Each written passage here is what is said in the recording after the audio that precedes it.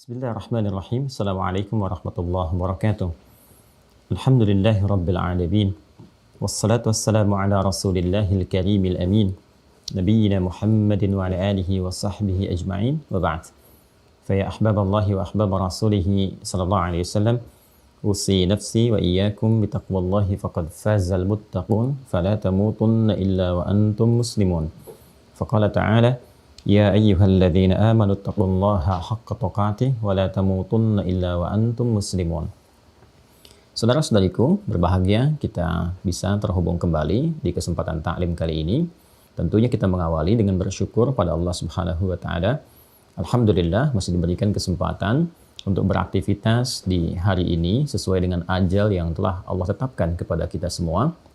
Karena itu, mari kita bermohon semoga hari ini dan selanjutnya kita senantiasa dibimbing dan dirahmati oleh Allah Subhanahu wa taala sehingga seluruh aktivitas kita dapat bernilai amal saleh yang diridhai oleh Allah Subhanahu wa taala. Pun demikian kita bermohon kepada Allah semoga siapapun hamba Allah yang berkehidupan sampai detik ini namun belum beriman dapat dikuatkan lisan dan jiwanya untuk mampu bersyahadat sebelum wafat kembali kepada Allah.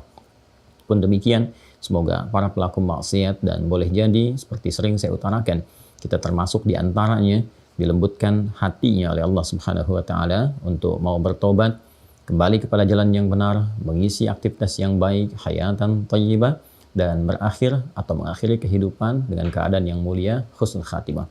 Karena itu, mari kita berikhtiar untuk mewujudkan semua capaian-capaian mulia dan baik dimaksud, dengan meningkatkan amal saleh dan menguatkan dengan landasan pengetahuan yang kokoh.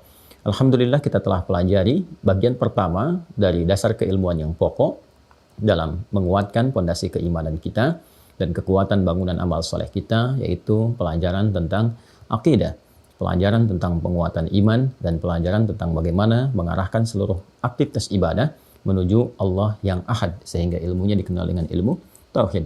Ilmu tauhid, akidah, ilmu tentang iman, memiliki satu pokok yang sangat penting, dasar, pondasi yang sangat kuat, yang sangat berpengaruh untuk meyakinkan kekuatan iman kita dalam jiwa tanpa keraguan. Dia memiliki 6 simpul, 6 pokok yang dikenal dengan 6 rukun iman, 6 pokok-pokok keimanan yang menyulam kekuatan akidah. Alhamdulillah dari 6 ini, 5 telah kita pelajari dan telah masuk kita pada bagian yang kelima, uraian yang kedua.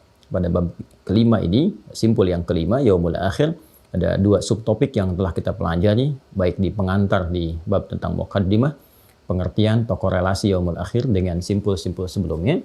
Kemudian kita pelajari juga terkait dengan keadaan-keadaan yang berkelindan dengan yaumul akhir, baik itu keadaan-keadaan yang disifati dengan hal kecil, namun juga menentukan akhir kehidupan, yaitu wafatnya setiap hamba, yang dikenal dengan as-sughra, dan juga yang terkait dengan keadaan-keadaan besar yang disebut dengan al-kubra. Semuanya terkait dengan kondisi yang berkelindan dengan keadaan atau kondisi yaumul akhir yang ditambahkan tak sebagai sifat karakter atau menunjuk keadaan dikaitkan dengannya sehingga menjadi akhirat. Di pertemuan yang lalu telah sampai kita pada pembacaan kitab, bahkan penyebutan nama-nama terkait situasi dimaksud, dan sebagian ini masih kita pertahankan untuk memberikan satu pengingat sehingga saya tidak perlu menuliskan kembali dan mengulang bahasan ini. Anda tinggal mereview di video yang lalu sampai dengan di titik pembahasan kita terakhir, sehingga hari ini kita bisa meneruskan bahasan kita untuk menyempurnakan pembahasan yang lalu. Ini urutan yang telah kita bacakan, kita uraikan secara detail tentang rukun iman. Simpulnya telah kita uraikan. Simpul pertama, Allah dan segala yang terkait dengannya. Kemudian komitmennya adalah la ilaha illallah, menafikan segala yang dipertuhankan dan menjadikan aspek kebertuhanan hanya kepada Allah saja. Nafi, isbat. Ingat ya, la-nya nafi artinya harus menafikan, menepikan, ya, meniadakan segala hal yang terkait dengan ketuhanan, jangan menuhankan siapapun. Illa-nya isbat, kecuali, kan? Allah saja. Jadi kalau ada la dan illa, yang ditetapkan yang terakhirnya, yang setelah illa. Ingat ya, kalau ada la dan illa, ya kan? La dan illa yang ditetapkan setelah illanya. Ya, jadi yang ini yang ditetapkan, yang ini dinafikan. La ilaha, enggak ada Tuhan Semua, tidak boleh ada yang dipertuhankan illa kecuali tetapkan Allah saja, illallah. Kan? Itu syahadat kita, syahadu alla ilaha illallah. Kemudian juga komitmen ibadah, ini sudah saya terangkan. Kalau sudah menyebutkan Allah Tuhan saya, berarti dengan menyebutkan Allah saja, kita sudah berkomitmen untuk menyembahnya. Ya, kalau Anda ditanya, siapa Tuhan Anda?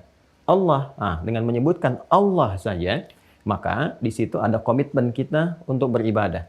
Untuk membuktikan komitmen keimanan lewat ibadah. Ingat baik-baik gitu ya. Jadi kalau Anda mengatakan Tuhan saya Allah, berarti Anda sudah berjanji pada diri Anda untuk membuktikan kebertuhanan itu dengan ibadah. Ya, karena itulah saat ibadah pertama kali kita lakukan yang menyambungkan kita dengan Allah itu, ya sesuatu yang tersambung, ya yang menyambung itu akarnya dari kata wasala, sifatnya disebut dengan silah, keadaannya disebut dengan wusul. Wasala yasilu silatan wa wusulan, gitu kan? Nah, ibadah yang melatih kita untuk terhubung, tersambung dengan Allah disebut dengan sholat namanya. Dari akar kata yang sama. Ya, bukankah saat sholat pertama kali kita buka adalah kita mewujudkan komitmen kita untuk menyembah. Siapa yang kita sembah? Allah. Apa yang kita ucapkan? Allahu Akbar. Ya kan? Nah, itulah kalimat pertama yang kita ucapkan, Allahu Akbar, menunjukkan komitmen kita untuk mengagungkan, mengesahkan, dengan mengistimewakan dan mengarahkan semua terkait penyembahan hanya kepada Allah. Karena itu bentuknya menggunakan tafdil, keutamaan yang terbesar, superlatif. Ya, di antara semua yang mengaku besar, mengaku agung, yang diagungkan, yang dinilai hebat, yang paling hebat, paling agung, menguasai segalanya, akbar, hanya Allah. Itu puncak pengabdian kita. Nanti saat masuk fikih ibadah, kita akan bahas itu. Kemudian Allah menugaskan para malaikat untuk mensupport tugas kita dalam mewujudkan dua hal ini, memberikan panduan lewat kitab, disebut dengan hudan, dan terakhir Al-Quran, telah kita tuntaskan, menugaskan para rasul untuk menjelaskan kandungan Al-Quran, ya, yang sebelumnya disebut dengan hudan, nama kitab-kitab yang berbeda-beda. Al-Quran sebagai penyempurna, sebelumnya ada Injil, ada Taurat, dan seterusnya ke atas. Ya. Kemudian tugas rasul terakhir, Nabi Muhammad SAW, untuk menyempurnakan semua risalah sebelumnya, dikonfirmasi dulu risalah sebelumnya, kan? Kemudian menjelaskan yang selanjutnya sampai kehidupan berakhir. Karena itu mukjizat Nabi Muhammad terkait hudannya pun sifatnya abadi sampai kehidupan berakhir. Yang lainnya selesai karena sudah dikonfirmasi oleh Al-Quran, ya kan? Kemudian sudah selesai masanya sesuai dengan generasinya. Karena itu kita tidak temukan keabadiannya sampai dengan kini. Tidak terjaga karena memang hanya untuk di kondisi umatnya saja, di generasinya saja, di masanya saja, tidak berkelanjutan, tidak berkesinambungan. Berbeda dengan Al-Quran karena kitab penutup, artinya menutup semua risalah, menutup semua aspek-aspek yang terkait dengan kehidupan sampai dengan kehidupan berakhir. Karena itu, hudannya pun, kitabnya pun dijamin langsung oleh Allah abadi sampai kehidupan berakhir, sampai kembali kepada Allah Subhanahu wa Ta'ala. Yang dimaksud Quran surah ke-15, ayat yang ke-9. Inna nahnu nazzalna dzikra wa inna lahu lahafidhan.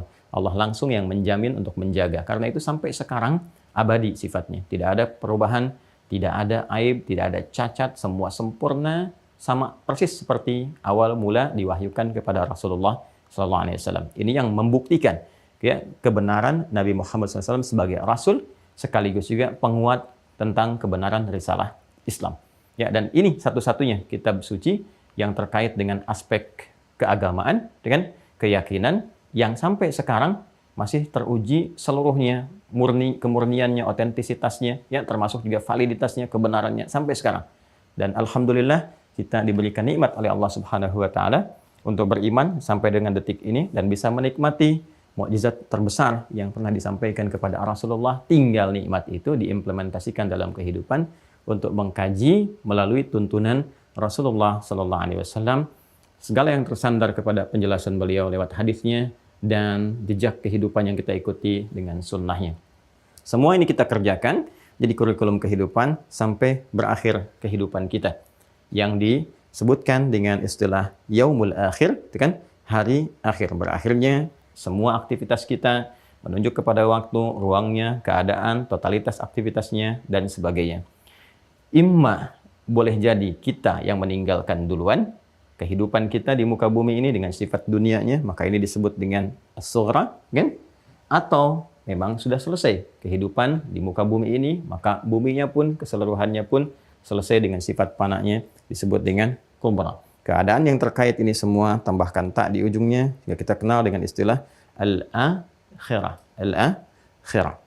Dari sini Kita dimintakan oleh Al-Quran untuk mengkaji, mempelajari, kembali ke sini.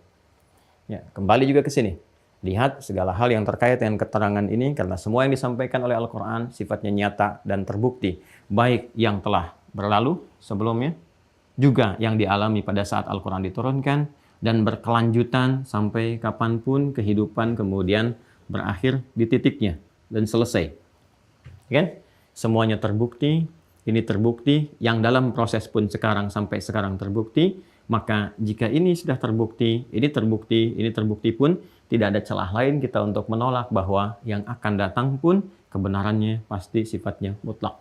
Karena itu Allah menegaskan semua kebenaran yang terkandung dalam Al-Quran disifati dengan satu kata saja. Satu diksi saja disebut dengan Al-Haq. Demikian di Quran surah kedua Al-Baqarah di ayat 147 Allah menegaskan Al-Haqqu mir rabbika fala takunanna minal mumtarin. Semua kebenaran mutlak itu yang sifatnya pasti semua bersumber dari Rabbmu, kan? Maka segala kebenaran yang bersumber dari Allah, ya, sifatnya mutlak. Ya, karena Allah maha segalanya, maha benar, kan kita katakan sadaqallahul azim. Allah maha benar dengan segala keagungannya, kebesarannya, dan segalanya. Kalau kita mengatakan maha benar, berarti segala yang disampaikan oleh Allah semua isinya benar. Ya, maka Nabi pun senantiasa ya membuka pernyataan beliau dalam khutbahnya, tausiahnya, seringkali beliau kemudian menegaskan dengan sabdanya, fa inna asdaqal hadithi kitabullah. Kan? Fa inna asdaqa, yang paling benar. Kalau ada klaim, pernyataan dan sebagainya yang kita duga baik, benar, maka yang paling benar di atas semua itu adalah kitabullah. Semua firman-firman Allah Subhanahu wa taala yang terangkum dalam kitabnya. Dalam hal ini Al-Qur'an. Ya, maka ini yang dimaksudkan segala ketersambungannya. Nanti pembuktian tentang kebenaran mutlak ini Allah bentangkan, baik yang tertuliskan fis sutur atau mahfuzun fis sudur, maktubun fis sutur dalam bentuk mushaf, kemudian mahfuzun fis sudur dalam bentuk hafalan-hafalan ya pada Al-Qur'an, atau dibentangkan kemudian kalau yang ini ayat qauliyah, ayat-ayat yang nampak pada firman, disampaikan keterangan-keterangan begini, begini, begini. Di langit ada tanda-tanda yang mendekatkan kita dengan Allah, kebesarannya disebut dengan ayat. Kan? Kemudian juga ditunjukkan pula ini di daratan, ini di lautan dan sebagainya. Itu ayat qauliyah disampaikan lewat firman Allah. Pembuktiannya nanti ada ayat kauniyah. Ayat kauniyah yang langsung terkait dengan fenomena alam sebagai pembuktian dari apa yang Allah firmankan. Bisa pada diri kita sendiri. Semisal Allah menjelaskan tentang proses berkehidupan, kejadian di alam rahim, tentang bagaimana tanda-tanda yang membedakan satu manusia ke manusia yang lainnya, ada di bagian telapak tangannya misalnya, tentang bagian mata, tentang bagian lisan dengan fungsinya sampai dengan ke ujung kakinya. Semua firman ini nanti dibuktikan lewat ayat kauniyah. Kejadian-kejadian yang tampak, riset-riset yang menyertai.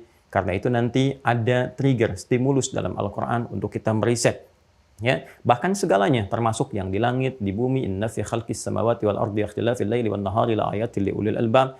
Riset yang di langit, riset yang di bumi, kemudian bahkan di hewan, afala yanzuruna ilal ibili kaifa khuliqat, kan? Afala yatadabbaruna al-Qur'an la'allakum tatafakkarun, la'allakum tatadzakkarun, supaya kita berpikir jadi lebih cerdas meriset. Apa semua tujuan itu?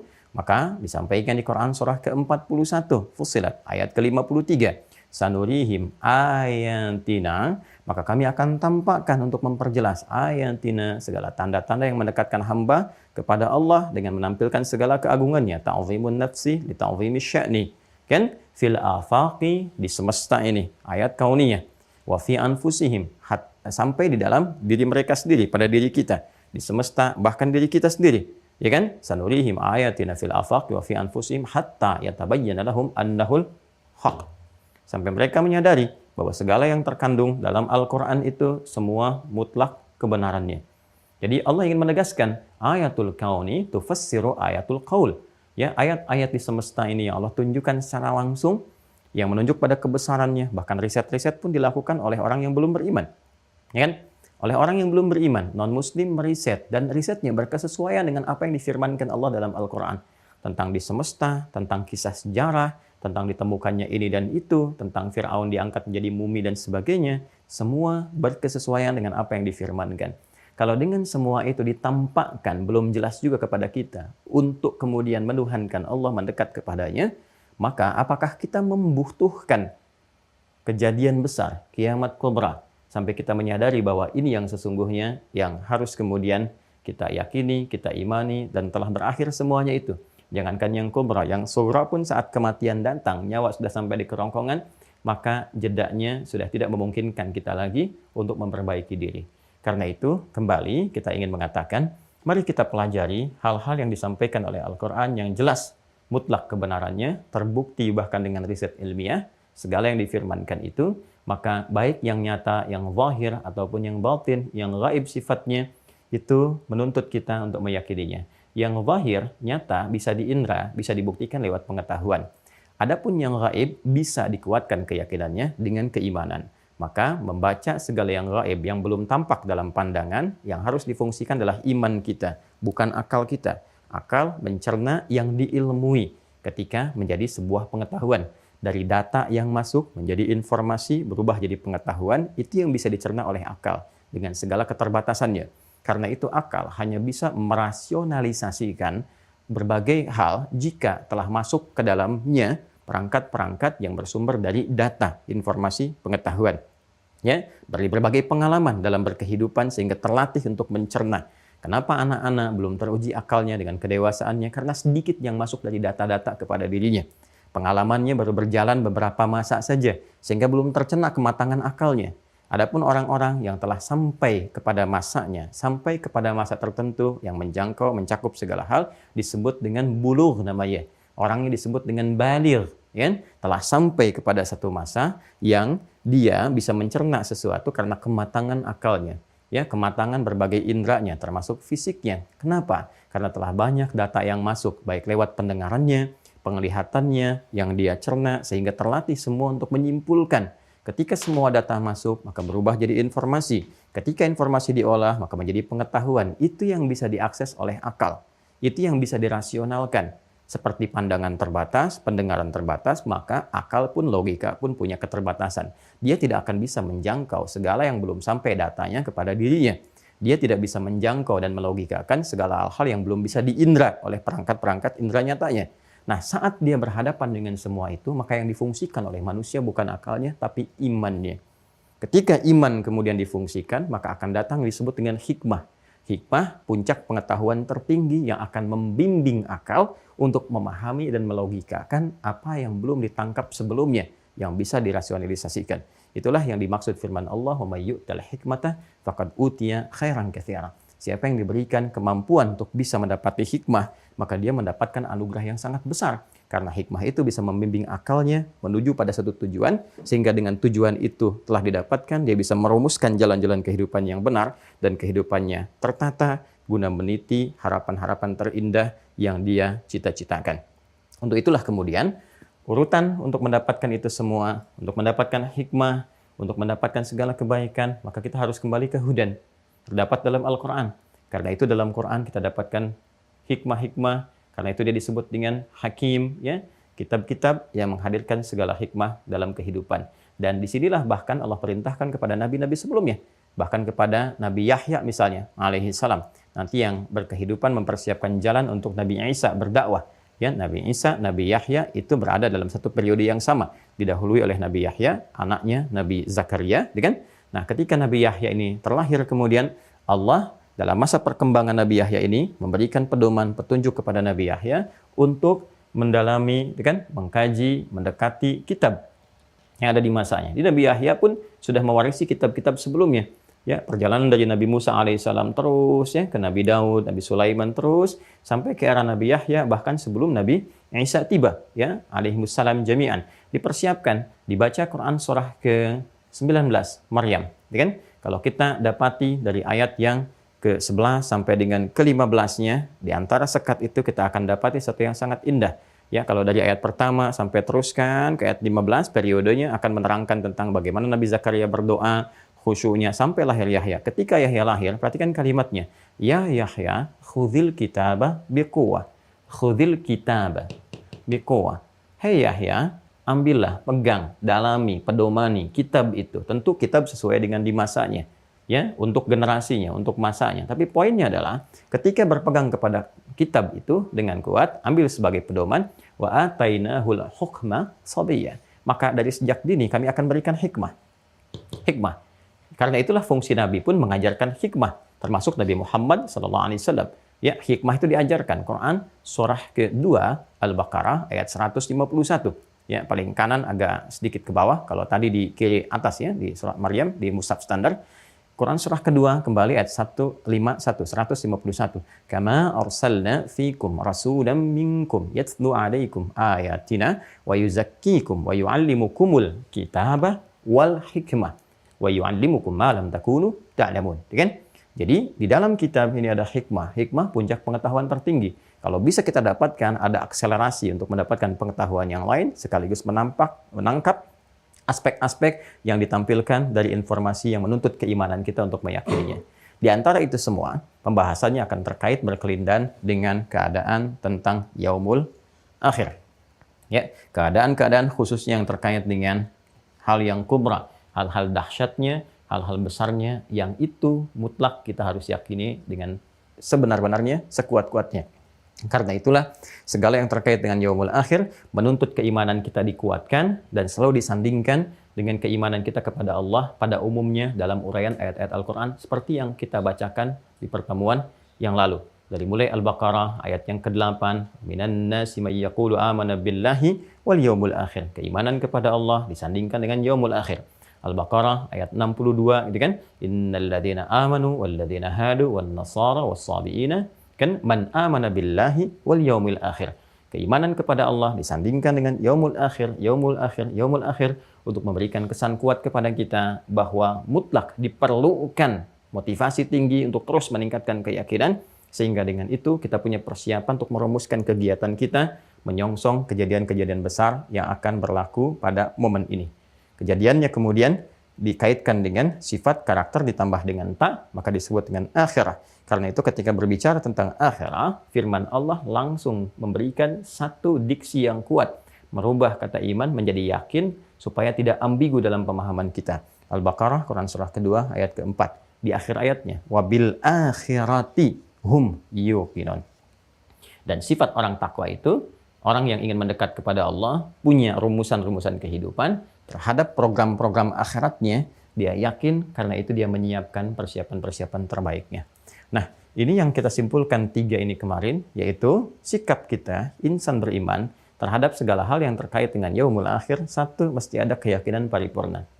Keyakinan paripurna ini yang menjadikan kita memiliki persiapan dan motivasi kehidupan yang benar. Ingat ya, motivasi kehidupan yang benar. Keimanan itu mesti juga mengarahkan kita kepada kebenaran. Dan kebenaran itu akan menuntun kita untuk menjalani aktivitas dengan terukur. Karena itu kemudian pembahasan tentang iman terhadap yaumul akhir seharusnya menjadikan kita feedbacknya dapat menata kurikulum kehidupan yang jelas. Bahkan dari bangun tidur sampai dengan tidur lagi. Imma persiapan untuk kita wafat, sughra, ya? Atau bahkan persiapan untuk yang lebih besar lagi pasca kita wafat, kubra. Apa yang kita siapkan? Harus ada motivasi, turunkan ya, dan tuliskan. Minimalnya seperti yang guru kami ajarkan, dan tersambung tentu sanadnya kepada Rasulullah SAW, ya, ketika Nabi mengingatkan kita untuk senantiasa ingat akan kematian, supaya apa? Tertata persiapan kehidupan kita. Punya motivasi, tuliskan aja di meja kerja kita, di tempat yang kita akses. Hei Fulan, hei Adi Hidayat, kamu akan wafat. Bagaimana dengan bekalmu kini? Jangan merasa aman, karena belum tentu juga engkau merasa aman saat dihisab. Tuliskan. Ya? Nah, untuk bisa menghadirkan motivasi ini, maka Allah menampilkan beragam nama yang memberikan penjelasan-penjelasan terkait dengan peristiwa-peristiwa yang akan terjadi di yaumul akhir ini.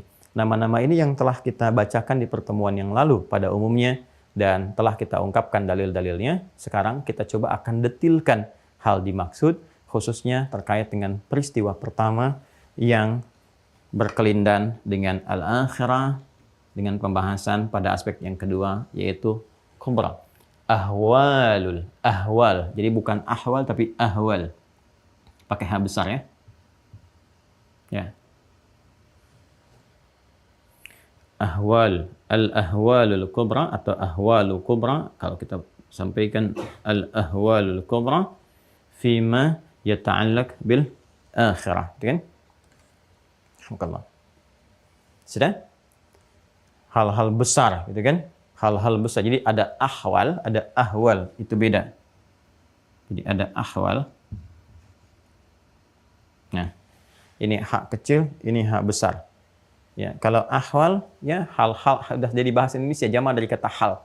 Ya, kejadian-kejadian atau keadaan-keadaan, gitu kan? Itu masih normal, masih umum sifatnya.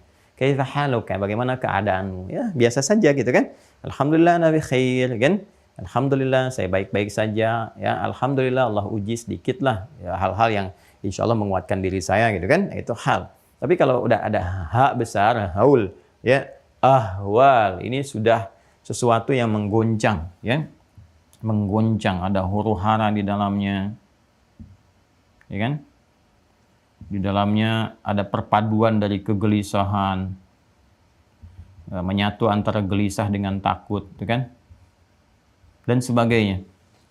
Jadi pakai ahwal, ya, ya ini penting sekali memahami perbedaan huruf-huruf dalam pengucapan karena akan sangat berpengaruh kepada makna. Hurwah dengan horwah itu beda. Hurwah itu bebas namanya, bebas, lepas. Hurwah itu kucing liar. Hurratun pakai hak.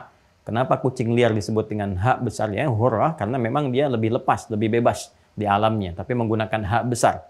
Ya, hurwah. Kucing kecil yang disebut Hurairah, kan? Makanya kita dapatkan nama Abu Hurairah karena sahabat mulia ini yaitu Abdurrahman bin Sakhr sangat menyayangi binatang sebagai implementasi dari ajaran-ajaran Nabi sallallahu alaihi wasallam untuk memuliakan makhluk-makhluk Allah. Di situ dia merawat anak kucing kecil disebut dengan Hurairah dan sangat luar biasa, disuapi, dilindungi, diselimuti, disayang, dimasukkan jubah sehingga dikenal dengan Abu Hurairah.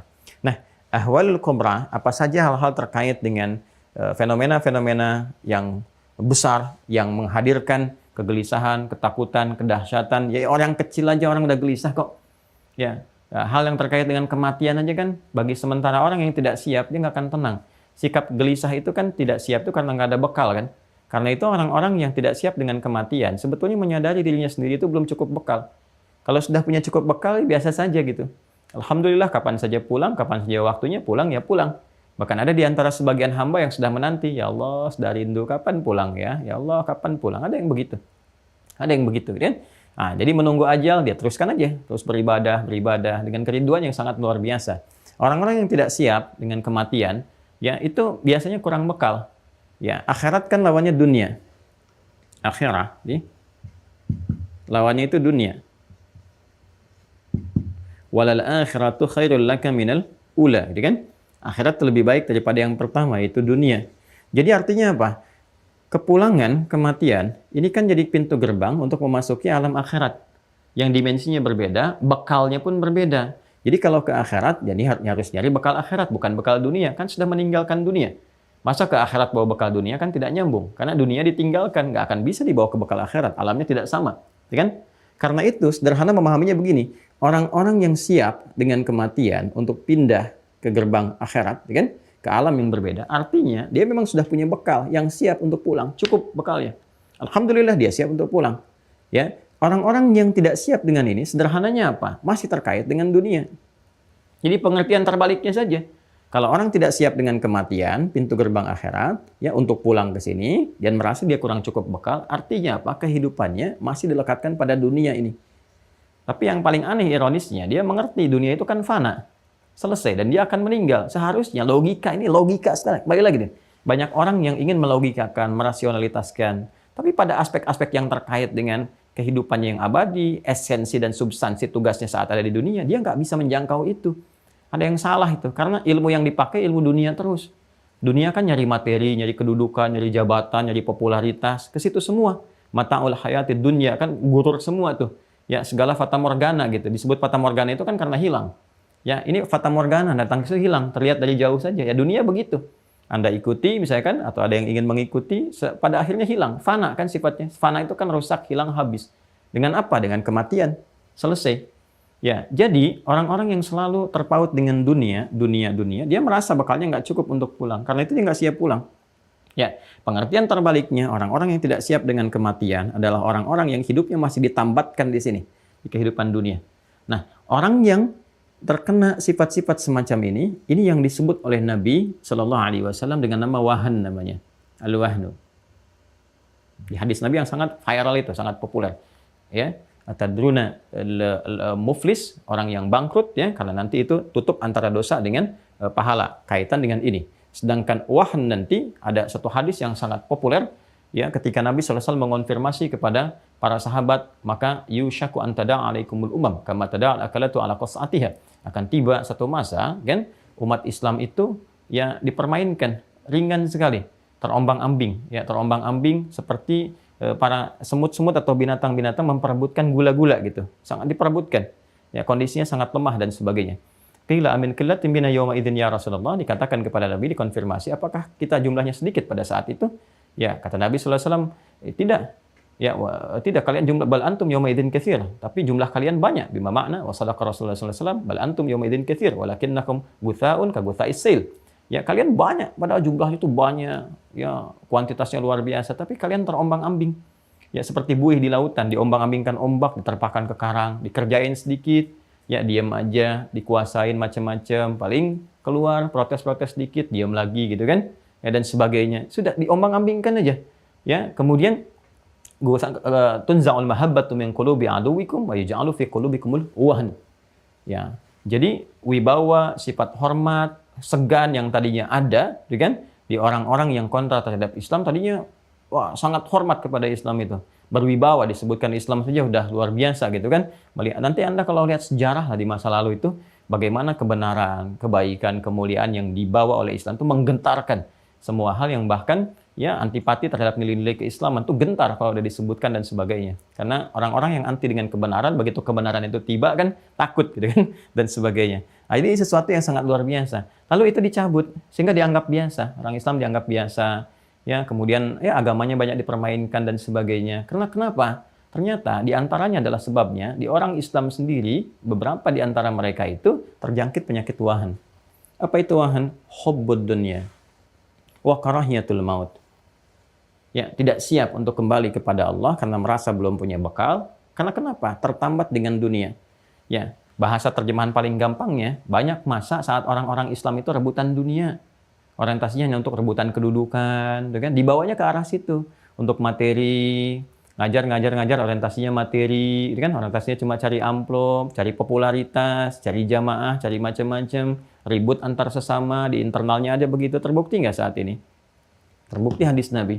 Kalau terbukti, artinya harus evaluasi diri, kembali menjalin persatuan dan kesatuan, gitu kan? Hadirkan kembali kebersamaan, kekuatan, ngaji lagi yang benar, hadirkan persaudaraan, bangun tempat di mana kita tinggal, makmurkan negerinya, tampilkan akhlaknya, kemuliaannya, baru izzah itu akan muncul, ya kan? Nah, ini sebetulnya langkah antisipatif, bukan untuk dilihat, oh nyata sekarang, lalu menghukumi segala sesuatu, menuduh kanan kiri, tidak.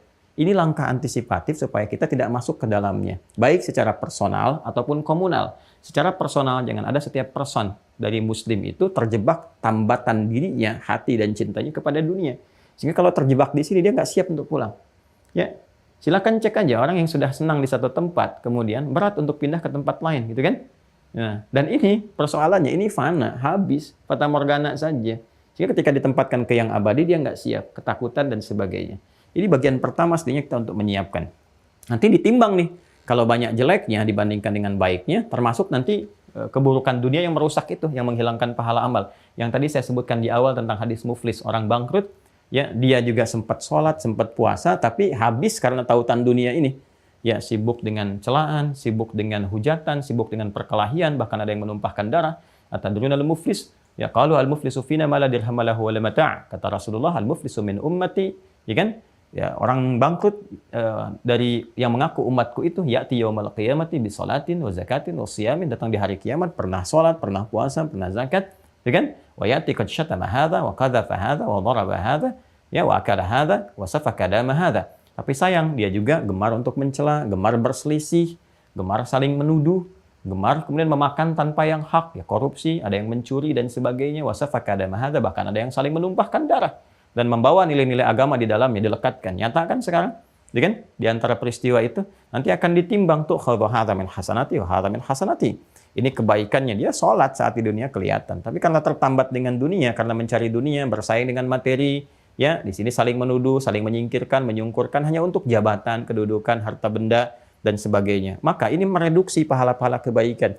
Maka sholatnya nanti akan menutupi misalnya tuduhannya. Puasanya akan menutupi hoaxnya. Gitu kan? Hajinya akan menutupi sifat zalimnya. Ketika habis, fa'in faniyat hasanatuhu, habis semua bekal baik, tersisa keburukan aspek dunia ini. Ya, maka dia harus dibersihkan dulu yang ini nih, faturiha finnar. Maka dilemparkan ke dalam neraka, maka ini yang disebut dengan bangkrut. Habis asetnya, ya, dari pahalanya nggak tersisa amal baiknya. Ini yang kita khawatirkan saat terjadi yang kubra. Nah, apa tanda ahwal yang pertama pada yang kubra ini? Saat semua kejadian itu berlangsung, ditimbang, dilihat, ya, semua yang mati dihidupkan lagi, yang kemarin telah kita sampaikan disebut dengan ba'ats. Nah, maka ini diawali dengan apa yang disebut nama pertama, yaitu qiyamah. Nah, kita akan membahas bagaimana saat dibangkitkan kembali, diawali dengan kejadian apa lagi, ya, yaumul ba'ts telah kita sampaikan kemarin, yang ini. Ya, saat ini semua telah meninggal, tadi habis kan fana, habis kan di halaman 260 itu, kemarin telah kita bahas mafhumu yaumil akhir gitu kan, pembahasan tentang pengantar yaumul akhir. Yang pertamanya kan disebutkan bahwa apa yang kita tinggali ini semuanya fana, akan rusak, akan hancur, kita meninggal dunia gitu kan.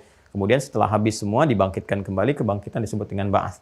Nah, tentang fananya itu, coba cek di halaman 260 yang kemarin kita bacakan. Ini masih ada. Ya, yang sebelah kanan ini. Tolong di-download ya, karena kita sudah scan, sudah tampilkan.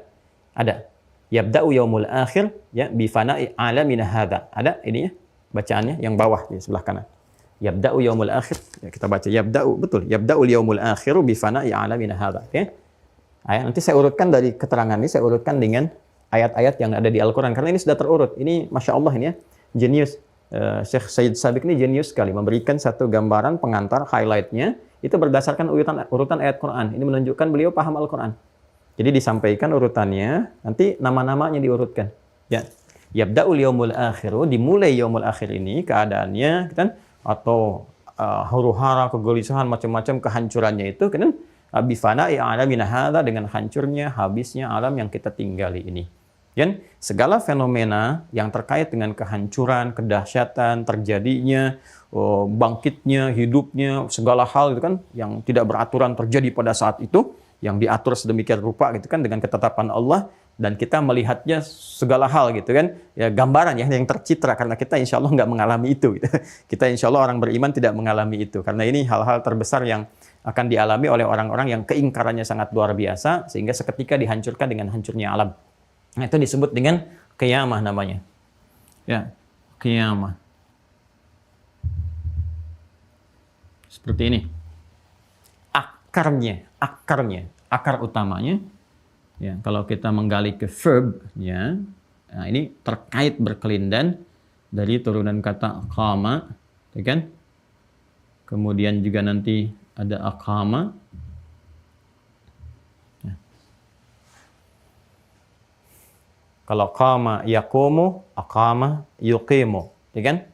Dari sini nanti aqama ada yuqimu, ini yuqimu. Nanti saya terangkan itu teman-teman, ada korelasinya ya. Kita mulai dengan pendekatan linguistik untuk mengetahui, nanti kita turunkan ke dalil. Ini yaqumu. Jelas ya? Di sini nanti ada iqamah. Ini ada qamah. Ya kan? Sudah?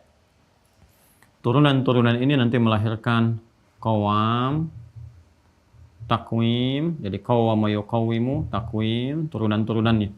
Itu kan?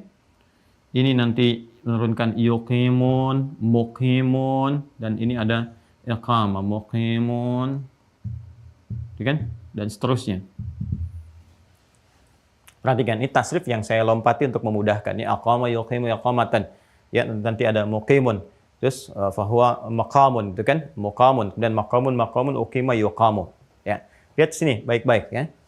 Pelan-pelan teman-teman sekalian. Kata qiyamah asalnya ya, asal kata yang paling dasarnya dari kata qama.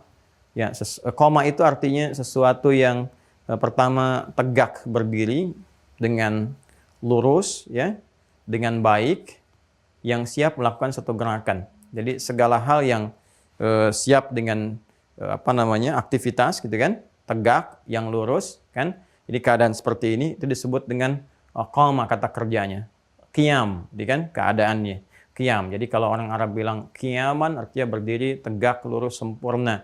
Ya, badan sempurna, tidak miring kanan, miring kiri gitu kan. Kemudian lurus, kaki terbuka sedikit dengan keseimbangan. Segala berjalan yang seimbang seperti ini qiyam. Kalau di bentuk fisiknya yang sempurna, baik, sehingga dengan kebaikan itu dia siap melakukan aktivitas sesuai dengan maslahat hidupnya. Ya, tegak, sempurna. Jadi keadaan yang sempurna, yang tegak, siap beraktivitas dengan baik, itu disebut dengan takwim namanya. Ya, takwim, qawwama yuqawwimu takwiman. Jadi meluruskan sesuatu, menyempurnakan, menegakkan sehingga siap untuk digunakan dalam segala hal, kan? Kemudian kalau kepenciptaan nanti disebut dengan takwin. Jadi ada takwin, ada takwim, ya. Kawwana yukawwinu takwidan, kalau penyiapannya disebut dengan takwiman. Kemudian teman-teman sekalian, dari sini kita temukan misalnya di surat At-Tin, ya. Surat At-Tin kalau kita baca, ya, wattini wa zaitun wa turi sinin wa hadzal baladil amin laqad khalaqnal insana fi ahsani taqwim. Jelas ya? Sungguh kami ciptakan manusia itu, teman-teman sekalian, dalam bentuk rupa yang sempurna, yang bagus, yang ayat keempat di surah At-Tin itu, ya, bentuk sempurna, yang bagus, yang baik, yang dengan itu dia siap untuk beraktivitas. Ya kan? Ini surah At-Tin, teman-teman sekalian, surah 95 ya, di ayat yang keempat. Nah, kemudian teruskan, qawam juga akan terbawa dengan tegak itu beraktivitas. Dia bawa, ya, utamanya dalam menjalani kehidupan bersosial. Kan kalau sudah beraktivitas itu sifatnya sosial. Ya, bukan hanya memenuhi kebutuhan diri tapi berinteraksi dengan yang lainnya. Dan sifat sosial pertama dibawa ke keluarga kan? Ya, karena itu pemimpin dalam keluarga itu ketika menata kebutuhan sosialnya di rumah, itu sifatnya disebut dengan qawam. Quran surah keempat An-Nisa ayat 34, ya, paling kiri sebelah atas di mushaf standar. Ar-rijalu qawwamuna 'alan nisa. Para lelaki itu, gitu kan, diberikan oleh Allah fitrah kepemimpinan untuk menata tegaknya kehidupan dalam berumah tangga. Yang dari tegaknya rumah tangga itu yang benar nanti dibawa ke kehidupan bermasyarakat. Kalau di dalam rumah sudah tidak benar, ke masyarakat nanti akan berpengaruh hal yang buruk antara satu dengan yang lainnya. Ya, jadi secara pribadi dia takwim sempurna, kemudian menata sosial pun ada sifat-sifat qawam yang di sini ditata aktivitasnya dengan baik. Secara pribadi beraktivitas, secara sosial beraktivitas, segalanya dimulai semua aktivitasnya ini. Untuk keseimbangan dalam beraktivitas itu bukan hanya fisik yang dipenuhi, dari makannya, dari minumnya, dari akalnya juga kemudian, kan, untuk bisa membimbing fisik dalam beraktivitas dengan baik, tapi jiwanya juga. Seperti saya terangkan saat di awal, saat membahas anatomi tentang manusia, kan ada fisik, ada kemudian akal, ada roh kan. Nah, roh pun perlu ditata juga. Ya, seperti fisiknya tegak, rohnya pun harus tegak juga. Seperti fisiknya siap beraktivitas dengan sempurna, rohnya pun harus sempurna. Kenapa? Karena kesempurnaan roh ini akan membimbing fisik tegak beraktivitas. Nggak mungkin bisa tegak begini kalau rohnya itu lemah. Kalau roh tidak ada, fisik nggak akan tegak. Akal pun nggak akan tegak. Karena itu rohnya harus sempurna, harus baik. Ya, karena itulah penegakan roh itu dinaikkan statusnya dari sekedar qama menjadi aqama, ditambah. Ziyadatul mabna tadullu ala ziyadatil ma'na. Menambahnya satu bangunan huruf, satu kalimat akan memberikan kesan makna yang lebih luas. Karena itu ketika Allah kemudian mensupport kebutuhan roh untuk menegakkannya, maka kalimatnya dirubah dari sekedar qama menjadi aqama untuk memberikan kesan bahwa roh punya fungsi yang lebih kuat dibandingkan dengan fisik. Roh akan memengaruhi keadaan fisik, roh yang menggerakkan fisik. Karena itu support kebutuhan roh, penggeraknya menggunakan derivasi kata aqama dibandingkan dengan qama atau qawwama dari situ, ya.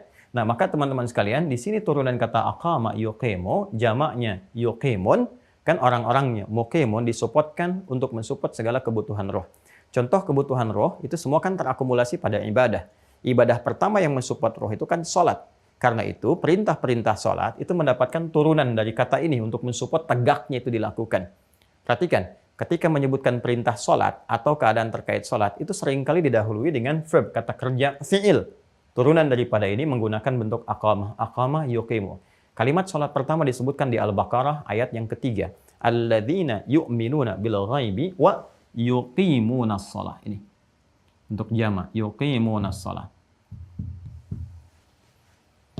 Bahkan ketika bentuk fi'il mudhari, verb ini yang berbentuk present, continuous, future, gitu kan, berkelanjutan terus sampai berkemajuan menggunakan derivasi kata aqama jadi yuqimun, dirubah ke dalam bentuk kata perintah fi'il amr, masih turunan kata ini.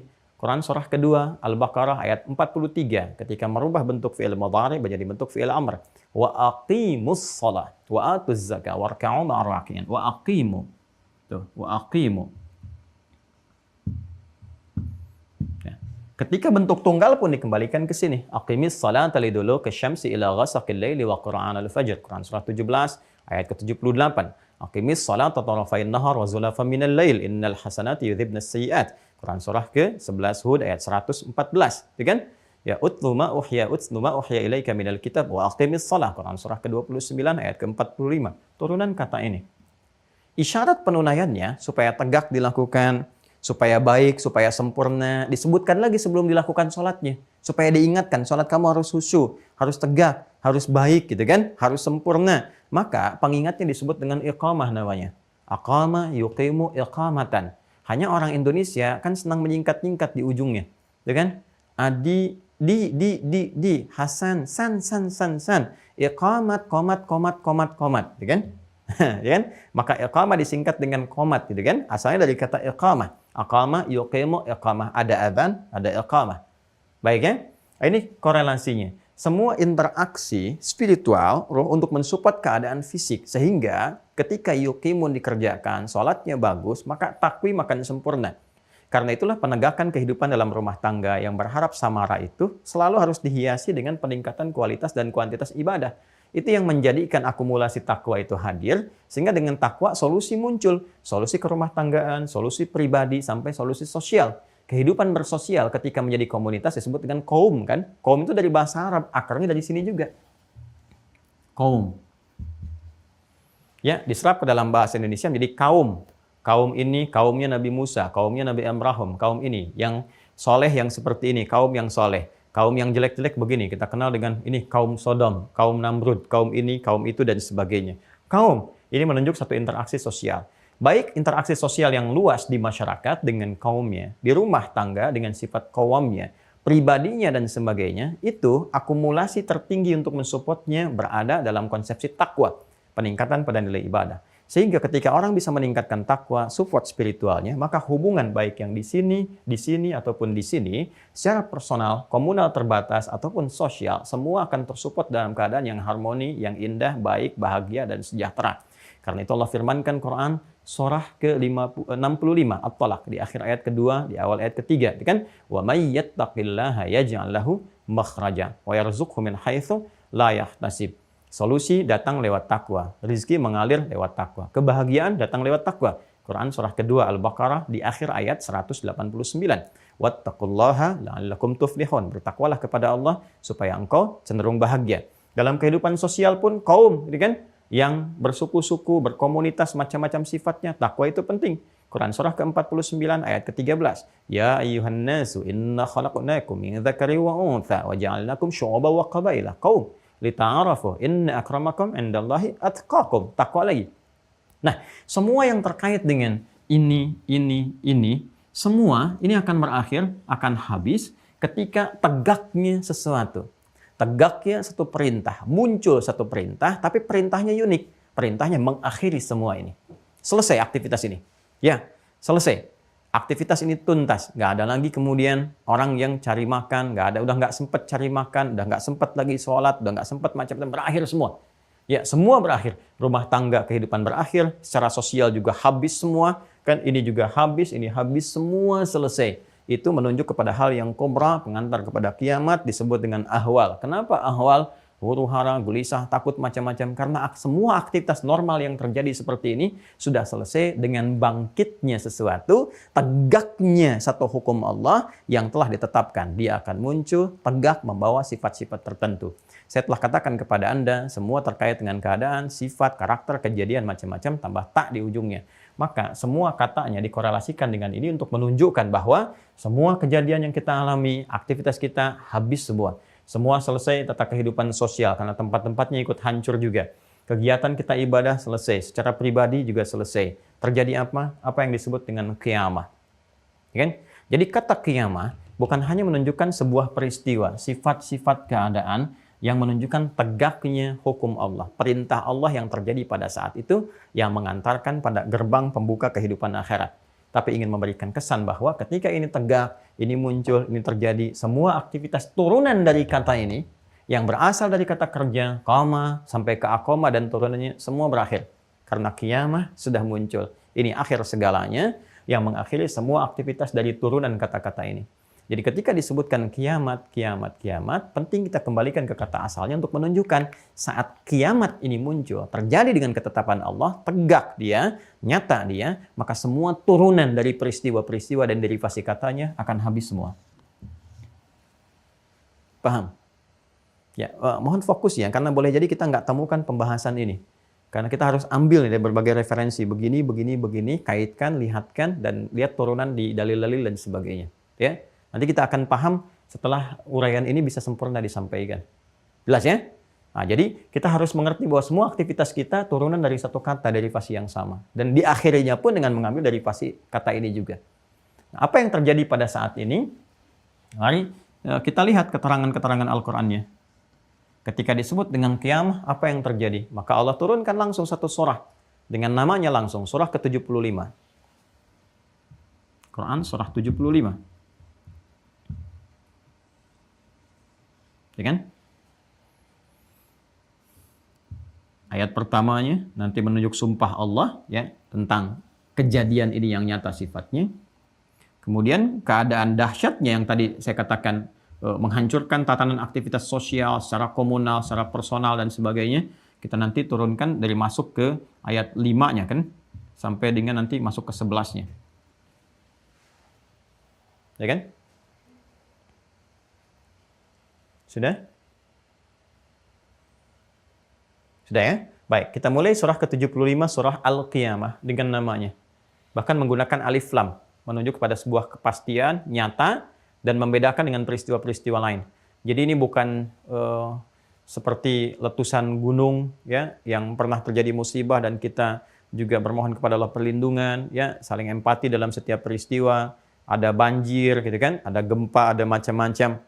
Ya, itu nggak sama peristiwanya. Ya, itu peristiwa-peristiwa yang mengingatkan kita kasih alam nih, gunung mulai batuk gitu kan. Banjir mulai meluap karena hal-hal yang terkait dengan pengingat kehidupan kita. Berevaluasi ada perilaku tangan-tangan manusia yang tidak sempurna dalam beramal. Ya, ada yang bergeser dari jalur kesolehan kepada kesalahan. Kan banjir terjadi karena perilaku manusia juga. Ya kan? Kemudian juga banjir badang, semua turunan banjir lah, mau banjir badang, banjir macam-macam kan perilaku manusia. Gundulin hutan ya seperti itu jadinya. Bangun-bangun tanpa resapan demikian adanya gitu kan. Maka muncul musibah, muncul peristiwa dan sebagainya. Kan? Nah itu hal-hal yang harus menjadi pengingat untuk kita. Dan lebih dahsyat lagi adalah pengingat bahwa suatu saat ini akan hancur.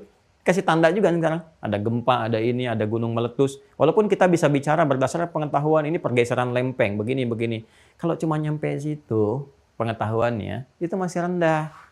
Masih dunia sifatnya. Dunia itu kan dari kata dana. Masih ingat kayak yang saya sampaikan dulu? Dana. Ya, dana itu kan rendah. Masih kecil gitu. Ya, pengetahuannya hanya terbatas sampai di sini juga. Naikkan dong level pengetahuannya sampai ke sini. Karena kalau masih dunia, masih di sini nih.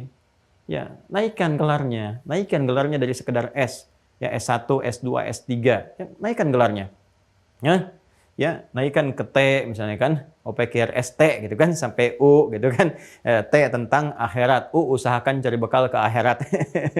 Ya, dan sebagainya lah gitu kan. Jadi naikkan level pengetahuannya, jangan cuma di sini. Ya makanya kalau cuma mohon maaf terkait dengan dunia, alhamdulillah Allah berikan kemampuan, keilmuan bikin ini, bikin itu, tapi tetap semuanya akan hancur habis pulang ke sini.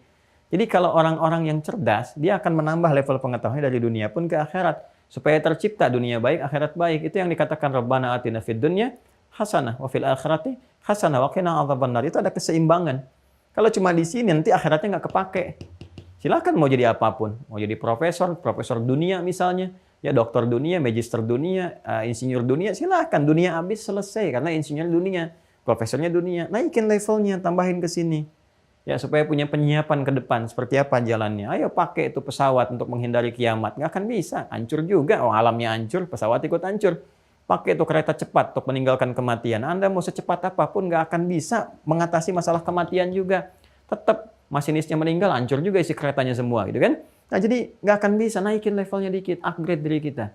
Ya, ini kita bicara tentang persoalan yang tinggi, langit tinggi, akhirat tinggi, dunia rendah di bawah. Ya, jadi ini yang harus teman-teman pahami baik-baik gitu kan. Makanya kalau ada terkait dengan tata kelola dunia, di umaraan, kan, pemerintahan dan sebagainya, nah ini juga tidak bisa mengalahkan aspek-aspek keakhiratan, keulamaan dan sebagainya.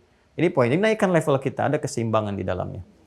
Nih, saya teruskan ke sini ya. Kemudian la uqsimu biyaumil qiyamah, kan? Nah, karena ada alif lam, ini menunjuk pada sesuatu yang khusus, nggak sama dengan gempa yang dirasakan sekarang. Orang bisa mengatakan dengan hukum dunia lempeng tektoniknya ini bergeser, terjadi begini, terjadi begitu, ini diamati sampai dicatat tuh. Wah ini nih, kelihatan dari seismografnya begini, ya guys, apa namanya, gelombang-gelombangnya seperti ini. Terus gunung-gunung diamati juga. Wah ini pergerakannya nih, dari dalam nih seperti ini, gejolak-gejolaknya terlihat, diprediksikan begini-begini. Pandai untuk urusan dunia. Bagus untuk tata kelola kehidupan, kita bisa antisipasi dan sebagainya. Akhiratnya gimana? Ayo coba. Itu kan baru nyentuh akal sama fisik. Akal tersentuh, fisik mengondisikan. Ayo mengungsi, ayo berlari, macam-macam. Sekarang rohnya kena nggak? Ada banyak fenomena yang tidak harus dibaca dengan akal saja, dengan fisik saja. Rohnya juga ikut baca dong. Ya, supaya sempurna pembacaannya. Ini apa yang Allah inginkan lewat sini? Hikmahnya apa? Kita dikasih tahu. Satu kali ada yang lebih dahsyat daripada ini. Yang nggak sama dengan yang ini. Sesuatu yang spesial, yang khusus pakai alif lam, ma'rifah. Untuk menunjukkan bahwa itu berbeda, alif lam. Ya, artikel the kalau dalam bahasa Inggris itu kan. Ya, ini sudah al-qiyamah. Jadi ini berbeda, dahsyat. Dan fungsi alif lamnya bukan hanya menunjuk pada ta'rif, pengkhususan peristiwa ini, tapi juga syumuliyah istighraq. Saat ini terjadi semua tanpa kecuali hancur. Habis gitu kan. Maka kalau ada ya musibah-musibah, selain kita berduka, saling membantu, saling menolong dalam kebaikan, kita ingat juga, ya Allah, istighfar, istighfar, istighfar. Ya, erupsi kemarin kan di Semeru, Allah tunjukkan ada banjir, ada apa. Kita satu sisi kita hidupkan ta'awanul birri wat taqwa, saling menolong, datang, gitu kan? Kita berikan yang terbaik untuk saudara-saudari kita dimanapun berkehidupan, gitu kan? Tampilkan, niatkan sebagai ibadah, layani yang terbaik, buat poskonya, evakuasinya, bekerja sama dengan semua. Tapi roh kita membaca, istighfar. Astagfirullah ya Allah, astagfirullah. Gitu kan? Bagaimana kalau satu saat kejadian, saya mengalami terlibat di dalam keadaan gempa itu, meletus gunung itu, banjir itu, tsunami itu. Istighfar, istighfar, istighfar. Dan dahsyatnya ketika muncul semua kejadian kiamat. Ya. Tapi yang namanya manusia, Allah sudah bersumpah, la uqsimu biyaumil qiyamah. Maka disebutkan yaumnya. La uqsimu biyaumil qiyamah. Nah, ini dia. Ya. Jadi kan baik-baik. Ini menarik nih. Biasanya ada ragam banyak ayat di dalam Al-Quran ketika sumpah itu menggunakan huruf waw, namanya wawul qasam. Ya, kalau dengan waktu kan seringkali menggunakan waw. Wadduha, Allah bersumpah demi waktu duha, ya kan?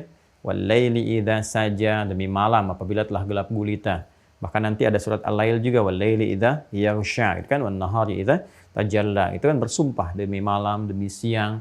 Kemudian apalagi wal fajr, walayalin ashr, demi waktu fajar dan sebagainya, wal asr, gitu kan? Demi waktu yang diberikan kepada kita untuk beraktivitas, itu pakai waw, qasam, qasam, qasam.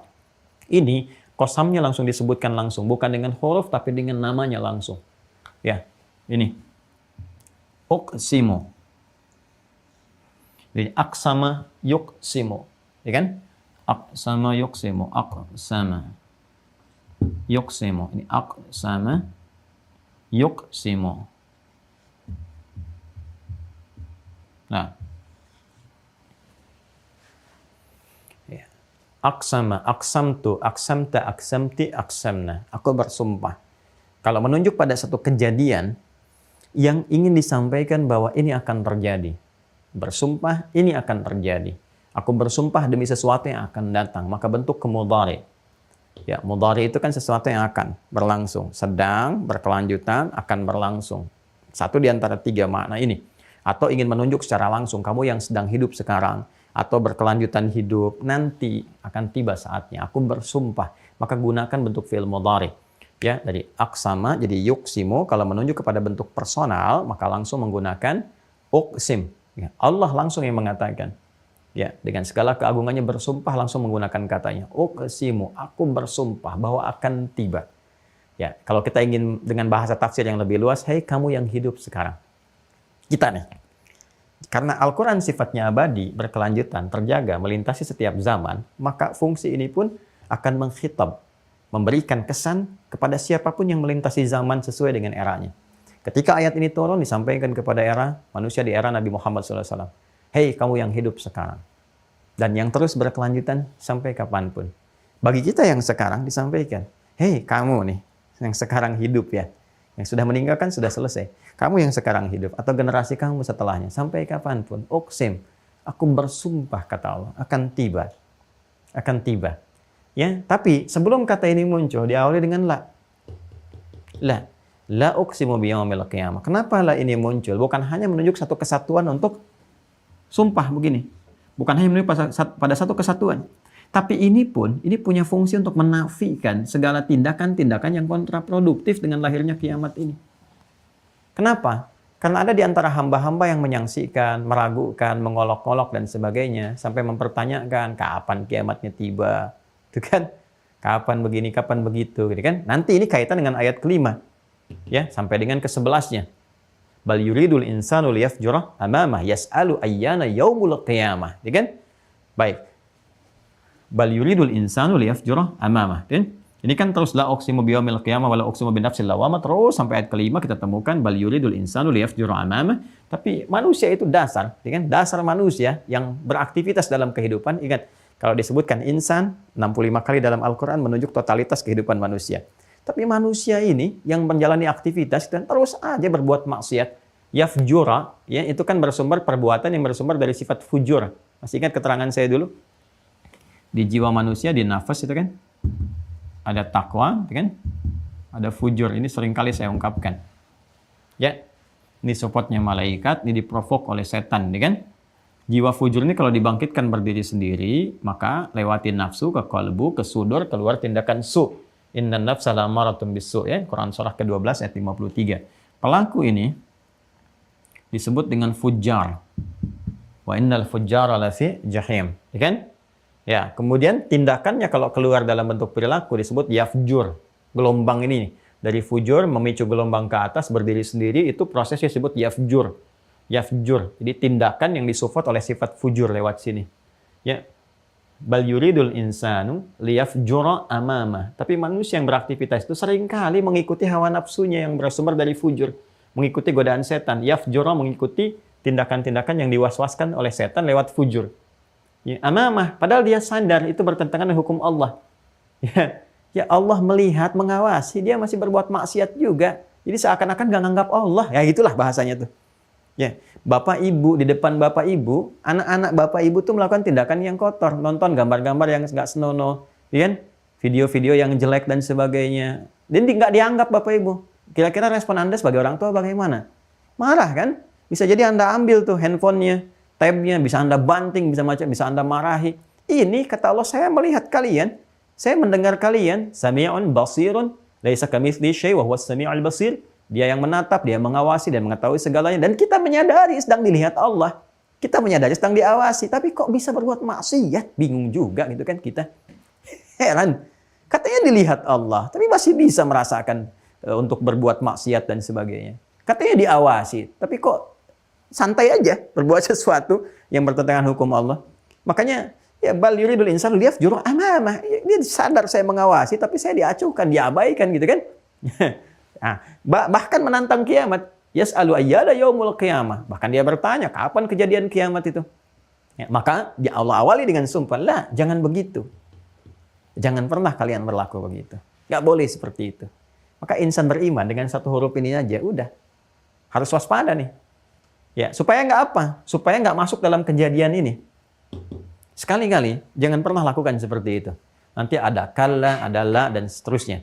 Ya, kalla bal rana ada qulubihim. Sekali-kali tidak, sekali jangan lakukan. Ini langsung tegas, la uqsimu. Selain kalau kita satukan ini menjadi sumpah, ya aku bersumpah, tapi kenapa didahului oleh la? Salah satunya adalah memberikan kesan, hei, waspada. Jangan seperti itu. Jangan menantang kiamat. Ya, jangan sampai engkau tidak punya bekal saat ini terjadi dan sebagainya, gitu kan? Ya, orang-orang beriman makanya diwafatkan semua. Supaya nggak mengalami ini, nggak akan kejadian nih pada orang beriman, nggak akan merasakan yang benar, yang baik dan sebagainya. Ya kan? Aku bersumpah dengan akan tibanya yaum tuh. Mengonfirmasi nih, yaumul akhir, yaumul qiyamah. Dikonfirmasi yaumul akhir, yaumul qiyamah. Jadi berakhir kehidupan. Maka ketika menggunakan kata yaum tadi saya katakan bukan hanya menunjuk harinya, tapi waktunya, keadaannya, aktivitasnya, tempatnya, semua qiyamah. Tiba perintahnya, hancur semua. Ya. Jadi sudah ketika tiba waktu itu, keadaannya hancur, tempatnya hancur, ruangnya hancur, segala aktivitas sosial, komunal, personal habis semua. Ya kan? Makanya ketika diterangkan ke sini, la uqsimu biyaumil qiyamah wa la uqsimu binafsil lawamah, nanti ketika terjadi ini semua, dihisab, dibangkitkan semua pada menyesali diri. Ya, mengutuk nafsunya, mengutuk fujurnya. Kamu nih ya, kenapa harus begini? Kenapa dulu begini dan sebagainya? Ya laitani kuntu turaba, ya Allah, aku jadi tanah aja, aku nggak mau, takut begini, takut dihisab, takut begini, takut lihat neraka dan sebagainya. Ini, ya laitani kuntu turaba. Ya kalaulah aku menjadi tanah saja, kalau aku diwafatkan saja, kalau ini itu dan seterusnya. Itu muncul. Semua saling mengutuk, saling menyesali dan sebagainya. Ya, tapi yang paling menarik adalah teruskan ayatnya 6 sampai dengan 11 itu.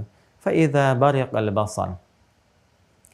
Maka apabila nyata waktunya sampai terlihat, gitu kan? Muncullah ketakutan dalam mata itu. Bariqa, ya. Bariqa itu sesuatu kilatan yang membuat kita merasakan takut. Makanya petir itu, kilatannya itu disebut dengan barqun. Quran surah kedua ayat 20.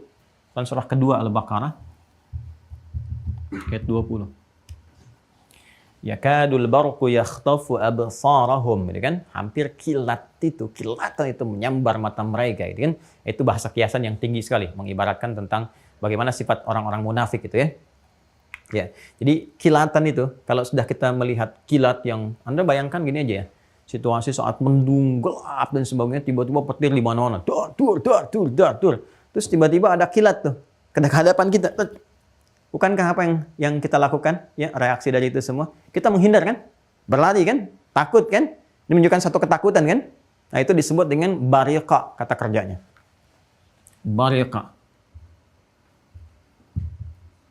Kilatannya disebut dengan barqun. Ya, jadi begitu kilat, astagfirullah, itu udah fitrah tuh. Ya Allah, gitu kan? Oh, itu udah fitrahnya itu. Karena ada ketakutan. Nah, ini lebih dahsyat lagi. Fa idza bariqal basar. Maka jika semua kilatan sudah nampak, semua itu terjadi ya. Takut mulai, takut. Wa khasafal qamar. Udah. Rembulan dah hilang. Artinya kalau rembulan hilang, malam tuh udah nggak jelas. Rembulan kan tanda malam. Ya. Wa jumi'a syamsu wal qamar, dibenturkan antara matahari dan bulan. Jadi Anda sudah gambarkan, udah nggak ada siang, nggak ada malam tuh. Udah nggak jelas siang, nggak jelas malam. Karena sudah ruang, waktu, segalanya itu sudah habis. Karena terjadi ini. Benturkan semuanya. Ya, nanti itu dikonfirmasi dengan Quran surah ke-69 Al-Haqqah itu. Ayat 13 sampai dengan 14. Quran surah 69 ayat 13 sampai dengan 14. Masih ingat malaikat siapa namanya? Ya, yang ditugaskan oleh Allah untuk mengakhiri alam semesta ini, tugasnya ketika meniupkan sur namanya Israfil kan? Israfil kan? Ya, malaikat Israfil yang telah kita bahas, yang ketiga itu yang kita sampaikan, Jibril, Mikael, Israfil kan? Ya, malaikat Israfil telah kita uraikan. Apa tugasnya? Tugasnya kan sudah meniup sesakala sur. Ya, maka disampaikan Quran surah 69 Al-Haqqah di ayat yang ke-13 itu fa idza nufikha fis-sur. Ya, nafhatan wahidah. Maka ketika tiupan pertama itu ditiupkan, dan yang riset NASA loh ini. Bukan main-main. Yang belum beriman. Makanya saya sering katakan kalau semua tuh ilmuwan di sana itu yang khususnya meriset astronomi yang seperti ini, baca satu ayat ini saja. Quran surah 69 ayat 13 sampai 14. Demi Allah saya yakin kalau benar membacanya dengan hati yang jernih, ada hidayah di dalamnya. Ya, ada hidayah. Sangat luar biasa. Fa idza nufikha fis-suri nafkhatan wahidah. Ya, wadukkatil ardu wal jibalu, ya fadukkata dakkatan wahidah. Maka apa yang terjadi? Hantam semua. Ya, tadi kalau saya katakan gunung ini sekarang erupsi atau menerbangkan debu-debu vulkanik itu kan ke awan, ya. Kemudian kan beda antara terbang debu vulkanik dengan proses erupsi dengan kemudian meletus dan sebagainya. Ini semua tercabut, pasak-pasak buminya itu, pasak-pasaknya kan gunung. Ya, wal jibala autada, kami kuatkan bumi itu dengan gunung-gunung, jadikan gunung sebagai pasak. Ya, dan silakan cek di geografi, di ilmu geografi atau di geologi misalnya. Silakan cek, bukankah fungsi gunung itu jadi pasak? Ya, pasak-pasak bumi untuk penguatnya itu. Itu Al-Qur'an menyampaikan itu secara ilmiah nyata lagi. Nah, itu dicabut pasaknya semua. Kalau kita bikin tenda, kasih patok, cabut patoknya semua, kan runtuh tendanya.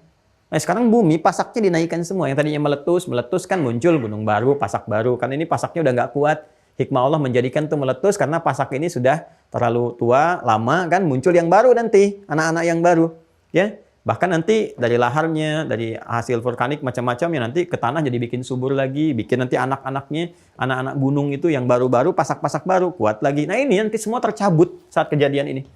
Wadukkatil ardu wal jibalu fadukkata dakkata wahidah. Jadi gunung pasaknya dicabut, dibenturkan dengan buminya sekalian, matahari dan bulannya dihancurkan, diadukan sekalian. Boom. Dan nggak jelas siang dengan malamnya, semuanya hancur. Fa idza bariqal basar wa khasafa al-qamar wa jumi'a asy-syamsu wal qamar, yaqulul insanu yawma idzin ainal mafar. Mafar ada tasdidnya tuh. Ya, ainal mafar. Ada tasdidnya, makanya bacanya juga bukan mafar. Awas. Ya, bukan mafar. Beda dengan ayat selanjutnya kallala wazar, gitu kan? Itu biasanya kallala wazar sampai situ. Tapi yang ini ainal mafar, mafar ada tasdidnya. Ya, yaqulul insanu yauma idzin ainal mafar. Ya, maka manusia yang beraktivitas, ingat insan itu menunjuk pada aktivitas totalitas manusia, aktivitasnya secara total. Masih ingat ya yang saya sampaikan dulu, tolong direview ya. Mohon sekali. Makanya kalau saya sampaikan setiap katanya dilihat, diperhatikan karena akan ada berkelanjutan. Ya, ini bukan kata-kata biasa yang kita sampaikan, tidak. Jadi ada petunjuk dari ayat, dari hadis, dari kita urutkan akan terbawa terus. Masih ingat saya terangkan tentang Bashar, Ins, Bani Adam, Nas, Insan.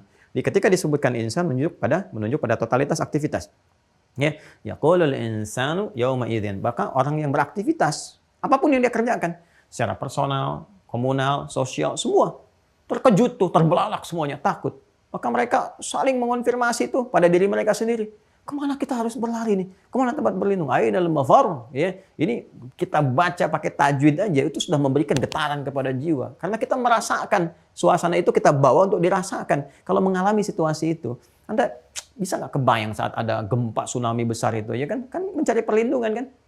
Ya, mencari perlindungan itu baru peringatan. Bagaimana kalau kemudian terjadi yang sesungguhnya? Ainal mafar. Ya, kemana larinya gitu kan? Nah, maka pada saat itu di Quran surah ke-80 dikonfirmasi lagi. Quran surah ke-80 itu abasa ya. Coba lihat ayat 33 tuh. Ya, dan seterusnya. Ya, mengonfirmasi ditiupnya mengonfirmasi yang Quran surah 69 ayat 13 sampai 14, ya, di Quran surah 80 abasa ayat dari ayat 33. Fa idza ja'atis shakhah, kan? Maka jika tiupan pertama telah berlangsung itu. Boom, ditiup, boom, habis semua. Ya? Ada? Fa idza ja'atis shakhah. Ini kan semua kan bertanya, ainal mafar? Mafar itu asalnya dari farra yafirru. Farra yafirru. Farra itu berlari terbirit-birit. Ya, karena takutnya dengan sesuatu. Ya. Sifat keadaannya disebut dengan firar. Tempatnya, mencari tempatnya disebut dengan mafar namanya. Ya kan? Farra yafirru. Firar. Firar itu berlari dari sesuatu karena takut. Ya, makanya menghindari peperangan karena takut, desersi kalau dalam bahasa militer itu termasuk dosa besar. Dalam jihad misalnya tinggalkan karena takut. Ya, jadi desersi meninggalkan instruksi dari komandan dan sebagainya itu disebut al-firaru minaz zahfi. Ya, menghindar karena takut dari satu medan, ya, perjuangan dan sebagainya, itu firar minaz zahfi. Nah, ini ketakutan mencari tempat berlindung sampai bertanya ainal mafar, ya, sampai dilukiskan suasananya fa idza ja'atis shakhah, ketika tiupan pertama itu berlangsung, boom, semua hancur. Yauma yafirrul mar'u min akhi. Farra yafir. Pada saat itu setiap orang, setiap diri bahkan enggak kenal saudaranya lagi, takut dia lari. Ya, saya ilustrasikan lah kalau ada terjadi banjir besar kayak tsunami aja, kayak gempa, kayak macam-macam. Itu kan udah nggak inget kanan kiri. Ya, lari tuh. Lari. Ya kan? Ada sebagian jiwa yang masih ada empati, mengenal gitu kan. Masih merasakan. Udah, ada yang memeluk. Allah kita doakan kan. Yang kemarin kita lihat bagaimana seorang anak memeluk ibunya, melindungi. Ya Allah, semoga Allah rahmati keduanya kan. Allah muliakan. Allah balas dengan kemuliaan-kemuliaan, kebaikan-kebaikan sepanjang dia beriman, ya, dan berkemuliaan. Kemudian ada ibu yang nutupin anaknya, si ibunya kena debu vulkanik dan sebagainya. Semoga Allah muliakan ibu dimaksud, akan berikan kekuatan, ketabahan, kenyamanan, anaknya disehatkan, dan semua saudara-saudari kita, baik di Semeru, di Lumajang, dengan yang lain, semoga dilindungi, Ya, tetangga-tetangga kita semua juga diberikan empati yang baik, saling tolong-menolong, menghadirkan harmoni dalam kehidupan berbangsa, bernegara, jadi orang-orang baik, terjauh dari perselisihan, ya, situasi-situasi yang menghadirkan kegelisahan, kekacauan, pertentangan. Semoga semua disadarkan, merajut kembali tali kebaikan-kebaikan, ya. Ini balik. Tapi yang ini nggak akan ada kejadian seperti itu lagi. Ya, yang ini sudah selesai. Yauma yafirrul mar'u min akhihi wa ummihi wa abihi, ya. Wa sahibatihi wa bani. Itu karena dahsyatnya hancur semua. Udah saling nggak kenal, lari sana sini, udah ini. Mau narik juga susah karena semuanya udah repot. Karena setiap tempat yang dipijak pun hancur juga, jadi udah kepikiran yang lain. Kalau yang sekarang kejadian, betapapun besarnya kita rasakan, masih bisa ada yang lari, ada yang ini, ada yang meluk, ada yang narik, ada yang begini. Ini mau tempat yang dipijak hancur, ini hancur. Semua udah nggak bisa perhatian kepada sekelilingnya. Ya, karena itu dikonfirmasi lagi kemudian di surah 22 Al-Hajj. Quran surah 22. Ayat kelima. Ayat 1 sampai 2. Ya, kita baca 1 sampai 2 dulu. Kalau ayat 5 proses kelahiran.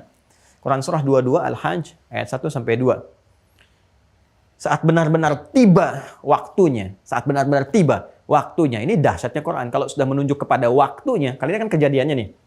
Kalau waktu kejadiannya tiba, sudah waktu, maka berubah namanya di sa'ah namanya. Sa'ah. Makanya sa'ah digunakan sekarang sebagai diksi yang menunjuk kepada perjalanan waktu. Bahasa Arab sekarang sa'ah terjemahkan dengan jam. Karena jam itu ada menitnya, detiknya, nah, waktu spesifik. Maka kalau tiba waktu spesifiknya ini terjadi, udah kacau semua yang dirasakan pada satu orang-orang yang mengalaminya. Kita berharap tidak, ya. Ya ayyuhan nasu taqu rabbakum inna zalzalatas saati syai'un 'azim. Ya, ya ayyuhan nas, semua manusia yang berkehidupan, ittaqu rabbakum. Kamu harus merasa takut. Ya, tingkatkan takwamu. Harus takut kamu dan ketentuan Allah kalau sudah tiba waktunya. Ya kan? Jadi disebutkan dengan takwa dulu. Kenapa? Karena takwa itu nanti akan menjadi perisai dari semua kegelisahan. Dunia obatnya takwa, kegelisahan obatnya takwa, kesulitan rezeki obatnya takwa. Ini kiamat juga perisainya takwa. Karena itu kalimatnya mengatakan ittaqu, tingkatkan takwa kepada Rabbmu. Tingkatkan takwamu kepada Rabbmu. Ya, dan dengan takwa itu ada perasaan takut kalau terjadi azab-azab menimpa, hukuman, takut kita. Takutnya yang disebut dengan khasyah. Hei kamu, takwalah, merasa takutlah kalau ini semua hadir ancaman-ancaman ini. Boleh jadi kamu ada di dalamnya. Berlindung sekarang dengan takwa supaya nggak mengalami itu. Kenapa? Inna zalzalatas saati, karena goncangan. Zalzal itu, teman-teman, zalzala yuzalzilu sampai muncul surah Az-Zalzalah itu. Az-Zalzalah dikonfirmasi lagi kan di surah Az-Zalzalah itu. Ini satu kalimat dikonfirmasi dengan satu surah. Inna zalzalatas saati syai'un 'azim. Karena sungguh kalau tiba waktunya, harinya, menitnya, detiknya, jamnya terjadi itu syai'un 'azim. Akan terjadi sesuatu yang dahsyat, yang besar gitu kan. Kemudian zilzal. Inna zalzala yuzalzilu. Ada surah Az-Zalzalah. Ya. Yuk kita lihat surahnya. Idza zulzilatil ardu zilzalaha, kan? Kalau zalzala sekali disebutkan itu meruntuhkan bangunan yang di atas begini. Ya. Hancur ke bawah. Ini ada bangunan begini nih. Ya, disebutkan misalnya zalzalatil bunyan, ya. Ini bangunan ini kena gempa, hancur. Maka ini yang di atas turun ke bawah. Tapi kalau kalimat zilzalnya disebutkan dua kali, baik dalam bentuk kata kerja ataupun kata benda, misalnya fi'il ataupun ism, itu menjadikan bangunan yang ini bukan hancur begini, tapi dari bawah naik ke atas. Cabut semua. Jadi bukan runtuh ke bawah, tapi dari bawah naik ke atas, ngadu semua. Maka di surah Az-Zalzalah, perhatikan kalimatnya, dikonfirmasi Quran surah kedua-dua ayat 1 ini, inna zalzalatas saati syai'un 'azim. Bila goncangan di waktu itu telah tiba, kan, maka akan dahsyat terjadinya. Bagaimana dahsyatnya? Idza zulzilatil ardu zilzalaha. Dua kali disebutkannya. Pertama, kata kerja dalam bentuk pasif, ya kan? Bentuknya pasif ya, ingat. Idza zulzila, kan? Fi'il madhi majhul, idza zulzila. Kalau idza kata idza ketemu fi'il madhi, bentuknya berubah jadi present. Ya, kata idza bertemu dengan fi'il madhi. Ya, past tense bentuknya, ya. Idza ketemu dengan past tense fi'il madhi, maka berubah jadi mudhari maknanya, secara makna.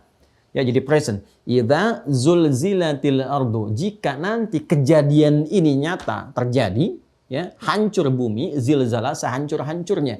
Jadi saat terjadi goncangan ini, bukan runtuh yang di atas ke bawah, buminya tercabut ke atas, benturan semua. Bumi benturan sama gunung tadi. Ya, gunung dengan dikonfirmasi tadi yang tadi di surah Al-Qiyamah itu, ya. Kemudian termasuk di Al-Haqqah, Al-Qiyamah, bulan dengan matahari, wa jumi'a syamsu wal qamar dihancurkan seperti ini. Ya, kemudian di Al-Haqqah ayat 14 itu, wa dukkatil ardu wal jibalu fadukkata dakkatan wahidah, bumi dicabut semua, hancur seisi-isinya. Dengan gunungnya, dengan apanya, ngadu semua. Ya, wa akhrajatil ardu athqalaha dikonfirmasi, maka semua yang ada di bumi pun keluar semua, tercabut. Wa qalal insanu ma laha. Nah, semua yang beraktivitas pakai insan lagi tuh. Ya, coba lihat kesesuaiannya. Di Al-Qiyamah insan, ya kan? Kemudian di sini kita temukan insan, ya. Wa qalal insanu ma laha. Ya, semua kemudian berkata, ini apa yang terjadi nih? Ainal mafar. Ya, mereka mencari tempat tuh. Terus yauma yafirul mar'u min akhi dan seterusnya. Ya, nanti dikonfirmasi kemudian di surah 79. Ya, di An-Nazi'at itu, ya, di An-Nazi'at, di ayat 34. Kalau yang ini ditiupkan, kalau tiupan terjadi gitu kan, ditiup hancur nih. Hancur. Ya, segalanya terjadi, tegaknya sesuatu hancur yang disebut dengan qiyamah, tiupannya disebut dengan sahah, ya kan? Nah, kekacauan, kehancuran semuanya disebut dengan tammah. Tammah. Tadi kan saya katakan, ada yang sughra, ada yang kubra kan? Maka dikonfirmasi di Quran surah 79 An-Nazi'at ayat 34 dan seterusnya. Fa idza ja'atit tammatul kubra. Ada ayatnya? Ya kan? Fa idza ja'atit tammatul kubra. Yauma yatadzakkarul insanu ma sa'a dan seterusnya. Ya kan? Nah, maka ketika terjadi kehancuran yang dahsyat itu, sudah pakai tammah. Nanti ada hancur dan sebagainya, hancur. Terus kubra, bukan yang sughra lagi, kubra, hancur semua, naik semua. Ya, jadi kita diberikan satu gambaran oleh Al-Quran bahwa kalau udah terjadi kiamat ini semua hancur, habis naik tammatul kubra. Baru manusia itu ya dalam kepanikan sadar gini dan sebagainya, baru ingat, aduh ini yang dijanjikan dulu kejadian begini, baru nyadar kamu. Ya, yauma yatadzakkarul insanu ma sa'a, baru sadar apa yang telah dikerjakannya ini selama ini. Ternyata yang dijanjikan itu betul, mau nyari perlindungan susah. Ya udah, hancur dengan keadaannya semua. Ya.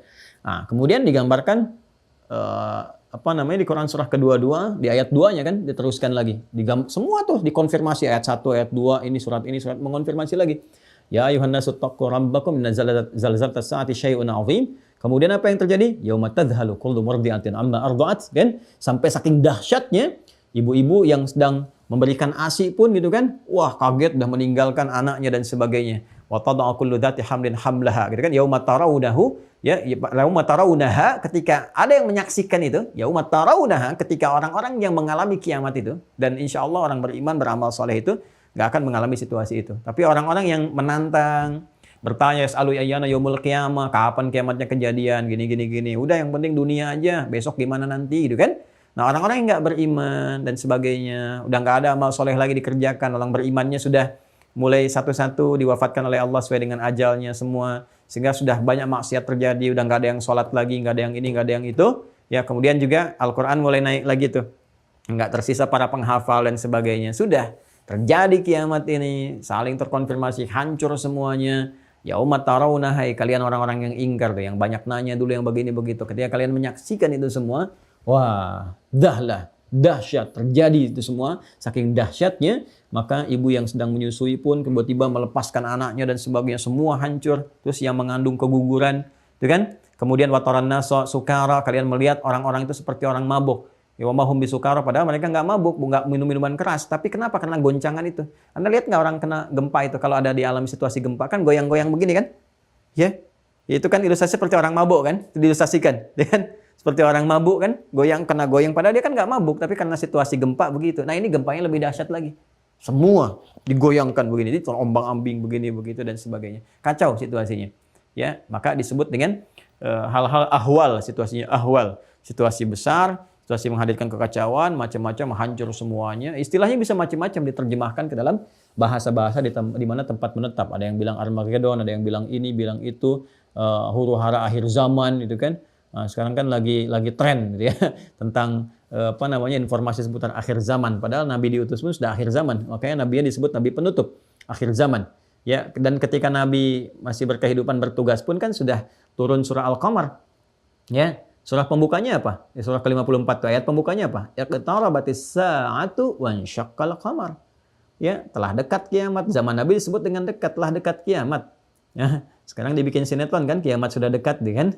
Itu konfirmasi ayat pertama surah 54, kan? Iqtarabatis sa'atu wansyaqqal qamar, bulan sudah terbelah, mukjizat sudah datang, nabi penutup sudah ada, telah dekat kiamat. Cuma kan hitungan Allah ya dengan hitungan kita kan sangat jauh berbeda, dimensinya tidak sama dan sebagainya. Ya, antara langit, akhirat dengan dunia saja kan beda hitungannya. Satu hari sama dengan 1000 tahun. Ya, kalau Allah berfirman misalnya berapa hari kita tidak tahu dari masa Nabi, berapa hari kiamat akan terjadi. Kalau hitungan hari kan dekat sifatnya. Tapi harinya antara hitungan langit dengan bumi kan berbeda. Ya, itu baru konfirmasi langit dan bumi. Bagaimana kalau sudah kita konfirmasikan pada hukum Allah? Ya, fi yaumin kana miqdaruhu alfa sanatin mimma ta'udun, yang paling standar saya seharinya sama dengan 1000 tahun, ya kan? Ya kalau kita lihat, ya kalau Allah tetapkan misalnya wallahu a'lam kan? Wallahu a'lam, 3 hari dari era Nabi atau 2 hari dari era Nabi, ya kalau 1000 tahun kalikan 2, 2000 tahun, kali 3, 3000 tahun. Ya kan? Makanya ada orang-orang yang mencoba mengonfirmasi, hitung-hitung sana sini, dihitung, dilihat, dimacam-macamkan, nggak akan sama, nggak akan dapat itu, nggak akan terjadi demikian, itu hanya prediksi saja. Makanya ketika dikonfirmasi, kenapa harus bertanya tentang waktu? Waktu itu pasti terjadi, nggak kamu hitung pun kejadian juga. Yang harus ditanya apa persiapan kamu menjelang itu terjadi, gitu. Jadi kalau ngitung-ngitung hari kiamat sebetulnya nggak ada kerjaan gitu. Nggak dihitung pun kejadian. Jadi jangan pernah mengatur yang sudah akan terjadi, yang sudah tetap kejadiannya. Ya, matahari ini terbit dari timur. Ya emang di timur. Ya Anda sampai mimpi juga matahari terbitnya di timur juga. Gitu kan? Kecuali kalau kejadian terjadi, kiamat tiba, terbit di barat, disatukan antara timur dengan barat, ya antara matahari dengan rembulan, sudah nggak ada siang, nggak ada malam, selesai semuanya. Karena itu ketika ada orang-orang bertanya kepada Rasulullah tentang waktu kiamat dan sebagainya, maka turun wahyu menyampaikan, balik mengonfirmasi, ya, apa persiapan kamu untuk menjelang itu semua? Karena nggak ada yang tahu tentang waktunya kapan terjadi, dirahasiakan supaya kita serius. Ya diberikan gambaran-gambaran dengan tanda-tanda. Tadi kan waktu dikonfirmasi dengan sa'ah kan? Sa'ah waktunya. Maka Allah tetapkan Quran surah 31, ya, Luqman ayat 34. Di sini ada 5 hak prerogatif Allah Subhanahu wa taala yang dikonfirmasikan kepada kita, tidak akan diketahui kecuali Allah saja, kecuali oleh Allah saja. Pertama, innallaha 'indahu ilmus sa'ah. Yang pertama kali disebutkan, tidak ada yang tahu kejadian, hanya Allah saja yang tahu, yaitu apa? Pastinya terjadi kiamat. Waktunya, detiknya, kapannya dan sebagainya. Karena itu kalau ada yang sifatnya menyampaikan prediksi yang prediktif tentang kiamat, abain aja, diabaikan aja, mau siapapun. Ya. Kalau ada misalnya menghitung ini itu dan sebagainya, ya itu hanya gambaran-gambaran pengetahuan untuk meningkatkan amalan. Ya, tapi kalau sudah memastikan kiamat akan terjadi tanggal sekian, bulan sekian, tahun sekian, abain aja yang seperti itu. Abaikan aja. Persiapan kita lebih kepada apa? Lebih kepada amal-amal dan sebagainya. Dan ada sebagian ulama juga yang dulu mengabarkan kepada kita tentang kemungkinan-kemungkinan dari hitungan-hitungan begini. Sebetulnya itu bukan ingin memastikan. Itu memberi gambaran kepada kita, hey usia dunia ini udah begini. Kalau dari zaman Nabi itu udah lebih dari 1400 tahun. Ya kalau dihitung udah mengalami begini, dunia ini udah terlalu sepuh, sudah tua, gitu kan. Tanda-tanda ini musibah udah banyak di mana-mana. Apa dengan tanda-tanda itu kamu belum sadar? Mau berapa abad lagi, mau berapa tahun lagi, itu maksudnya. Maka kembalikan kepada kita persiapan-persiapan yang dimaksudkan, karena pada akhirnya semua kembali kepada Allah Subhanahu wa taala. Maka itu kurang lebih gambaran dasar. Gambaran dasar terkait dengan kejadian ini, nanti dikonfirmasi tanda-tanda sa'ah itu dengan ayat, ya, atau amarah, ya. Amarah itu tanda-tanda terjadinya perintah berlaku, ya. Amarah bukan pakai tasdid ya. Kalau pakai tasdid amarah itu perintah yang mendorong mengerjakan sesuatu. Ya, yang memberikan perintah disebut dengan amir, perkaranya disebut dengan amrun. Amarah tanda-tanda itu harus terjadi atau dilakukan. Maka dikonfirmasi di hadis riwayat Muslim. Nomor hadis yang ke-8 dari sahabat Umar bin Khattab radhiyallahu taala anhu. Hadisnya panjang sekali. Hadisnya bahkan disebut dengan hadis Jibril tentang iman, kemudian Islam dan ihsan. Terus terakhirnya tentang tanda-tanda sa'ah, ya, tanda-tanda yang menunjukkan waktu itu semakin dekat tibanya. Maka kalau kita baca secara lengkap hadisnya cukup lumayan panjang. Itu kan an Abi Hafsin Umar bin Khattab radhiyallahu taala anhu qala bainama nahnu julusun 'inda Rasulillah sallallahu alaihi wasallam ittala 'alaina rajulun shadidu bayadis thiyabi. Ya, sadidu sawadis sya'ari la yura alaihi atharus safari wa la ya'rifu minna ahadun. Fajalasa ila Nabi sallallahu alaihi wasallam wa wada'a kaffayhi ala fakhidhaihi dan fa asnada rukbatayhi ila rukbatayhi wa wada'a kaffayhi ala fakhidhaihi fa qala ya Muhammadun akhbirni 'anil Islam. Ya, faqala Rasulullah sallallahu alaihi wasallam al-Islam an tashhadu an la ilaha illallah anna Muhammadar Rasulullah wa tuqima shalah wa tu'tiyaz zakah wa tasuma ramadhana wa tahujjal baita in istata'ta ilaihi sabila. Qala sadaqta fa'ajibna yas'alu fa yusaddiquhu, gitu kan? Kemudian Nah, kemudian dia bertanya lagi, fa akhbirni anil iman. Faqala Rasulullah sallallahu alaihi wasallam, al iman an tu'mina billahi wa malaikatihi wa kutubihi wa rusulihi wa tu'mina bil yaumil akhir wal qadari khairihi wa syarrihi, gitu kan. Kemudian qala sadaqta. Kemudian dia bertanya lagi, akhbirni anil ihsan. Faqala Rasulullah sallallahu alaihi wasallam, al ihsanu an ta'budallaha ka'annaka tarahu fa illam takun tarahu fa innahu yarak. Qala sadaqta. Dia bertanya tentang Islam, dijawab. Umar heran, ini orang gimana? Nanya tapi ngejawab, tapi membenarkan. Tanya konfirmasi, kamu benar, kayak orang nguji gitu kan. Kemudian dia tanya iman, dia tanya ihsan, begitu selesai, ya, maka dia bertanya lagi tentang hari kiamat, mata sa'ah. Ya, maka dia bertanya mata sa'ah, kapan kejadian pastinya, dikonfirmasi. Nah, ini konfirmasi ini untuk menunjukkan kebenaran risalah Nabi Muhammad SAW. Benar nggak nih? Ditunjukkan kepada umatnya, apakah ngarang-ngarang apa enggak? Ya kan? Nah, maka ketika ditanya mata sa'ah, ya, maka dijawab oleh Nabi, mal mas'ulu anha bi'a'lama minas sa'il, yang ditanya tidak lebih tahu daripada yang bertanya. Ternyata yang bertanya itu siapa? Ketika dia pergi, kan Nabi SAW mengkonfirmasi kepada sahabat, atadruna, ya, manil ati, tahukah kalian siapa yang datang? Atau kama qala Rasulullah SAW, tahukah kalian tadi siapa yang datang? Mereka berkata, Allah wa Rasulullah alam. Nabi menjawab, huwa Jibril atakum liyu'allimakum dinakum. Dia adalah Jibril, sedang menyamar datang kepada kita, menyamar dalam bentuk manusia, rupa manusia, datang kepada kita untuk mengajarkan tentang pokok-pokok agama. Mengajarkan bagaimana cara datang ke majelis ilmu, cara berinteraksi dengan guru, cara berinteraksi dengan teman, itu bab pembukanya, mukaddimahnya. Lalu mengajarkan kepada kita tentang pokok-pokok agama. Kalau mau beragama ini pokoknya, tentang Islam, dikuatkan lewat iman, muncul ihsan. Ketiganya itu. Sehingga muncul tahalli, tajalli, gitu kan. Ya, dengan berislam kita membersihkan yang kotor-kotor, berbuat yang baik-baik, kemudian berhias diri, tajalli menampakkan keindahan Islam. Itu gabungannya. Setelah itu pelihara itu, jaga itu sampai wafat atau tibanya peristiwa besar. Tentang kiamat itu, waktunya disebut sa'ah, dikonfirmasi mata sa'ah. Di Quran surah 31, Luqman ayat 34 kan jelas. Informasi tentang sa'ah itu kiamat yang tahu hanya Allah. Nggak ada yang tahu di makhluk. Ya, even itu malaikat. Malaikat Jibril pun mengonfirmasi kepada Nabi Muhammad untuk menunjukkan ini Rasul yang benar. Ya kan? Gak mungkin ngarang-ngarang. Maka ketika ditanya, ya Muhammad SAW kapan kiamat? Maka dijawab oleh Rasulullah, al-mas'ulu anha bi'a'lama minas sa'il. Yang ditanya tidak lebih tahu daripada yang bertanya. Anda kan yang menurunkan wahyu. Anda lebih tahu dibandingkan dengan saya, gitu kan? Maka bagaimana saya bisa tahu kalau nggak Anda infokan, gitu kan? Maka benar dikonfirmasi. Nabi nggak ngarang-ngarang. Ini menunjukkan Nabi diutus membawa risalah, bukan mengkreasikan diri, menghadirkan pendapat-pendapat pribadi. Wa may yantiqu 'anil hawa in huwa illa wahyu yuha, gitu kan? Nah, kemudian malaikat Jibril pun mengonfirmasi dirinya bahwa dia nggak tahu. Ya, mengonfirmasi dirinya, dia pun nggak tahu. Itu hanya hak Allah. Ketika diperintahkan terjadi ya terjadi, selesai semuanya. Ya, maka malaikat Jibril sampai bertanya, mengonfirmasi pada Rasulullah, sekaligus juga menetapkan bahwa ini kekasih Allah loh. Ya kan? Luar biasa, Habibullah. Sebagaimana Ibrahim Khalilullah, ini Habibullah. Sampai malaikat turun bertanya, sekaligus mengonfirmasi. Semua nggak ada yang tahu. Maka akhbir dian amaratiha, maka tunjukkan kepadaku tentang tanda-tandanya. Maka disampaikan. Ya, tanda-tandanya. Apa di antara tanda-tanda itu? Ya, apa di antaranya? Apabila seorang pembantu telah melahirkan tuannya, antalidal amatu rabbataha wa antaral khufata al-arata, ya, kemudian yatatawaluna fil bunyan. Jika engkau telah melihat pembantu melahirkan tuannya, artinya semua terbalik. Ya, ada yang mengatakan perzinahan, ada yang berpendapat bahwa keburukan telah mengalahkan kebaikan, yang baik dianggap buruk, yang buruk dianggap baik, sehingga kacau dalam berkehidupan. Nanti dikonfirmasi oleh hadis-hadis yang lainnya.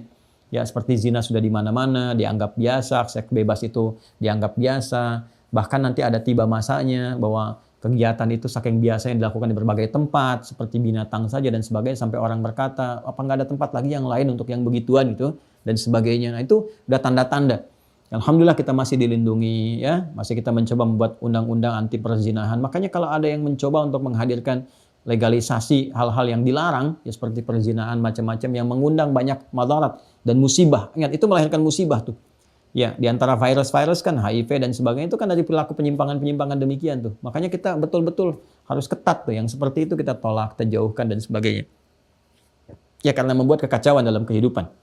Ya, kemudian wa antaral khufata al-arata, engkau melihat orang yang bertelanjang dada gitu kan, dari Anas, kemudian dia yang biasanya menggembala di manusia udah nggak pakai alas kaki dan sebagainya. Artinya banyak yang di kampung-kampung yang jauh-jauh sekarang orientasinya sudah dunia, ya tatawaluna fil bunyan, sudah mulai ingin meninggikan bangunan, cari materi macam-macam. Artinya apa? Orang yang biasa tawadhu pun, yang baik-baik, yang sederhana, sekarang mulai kepikiran materi.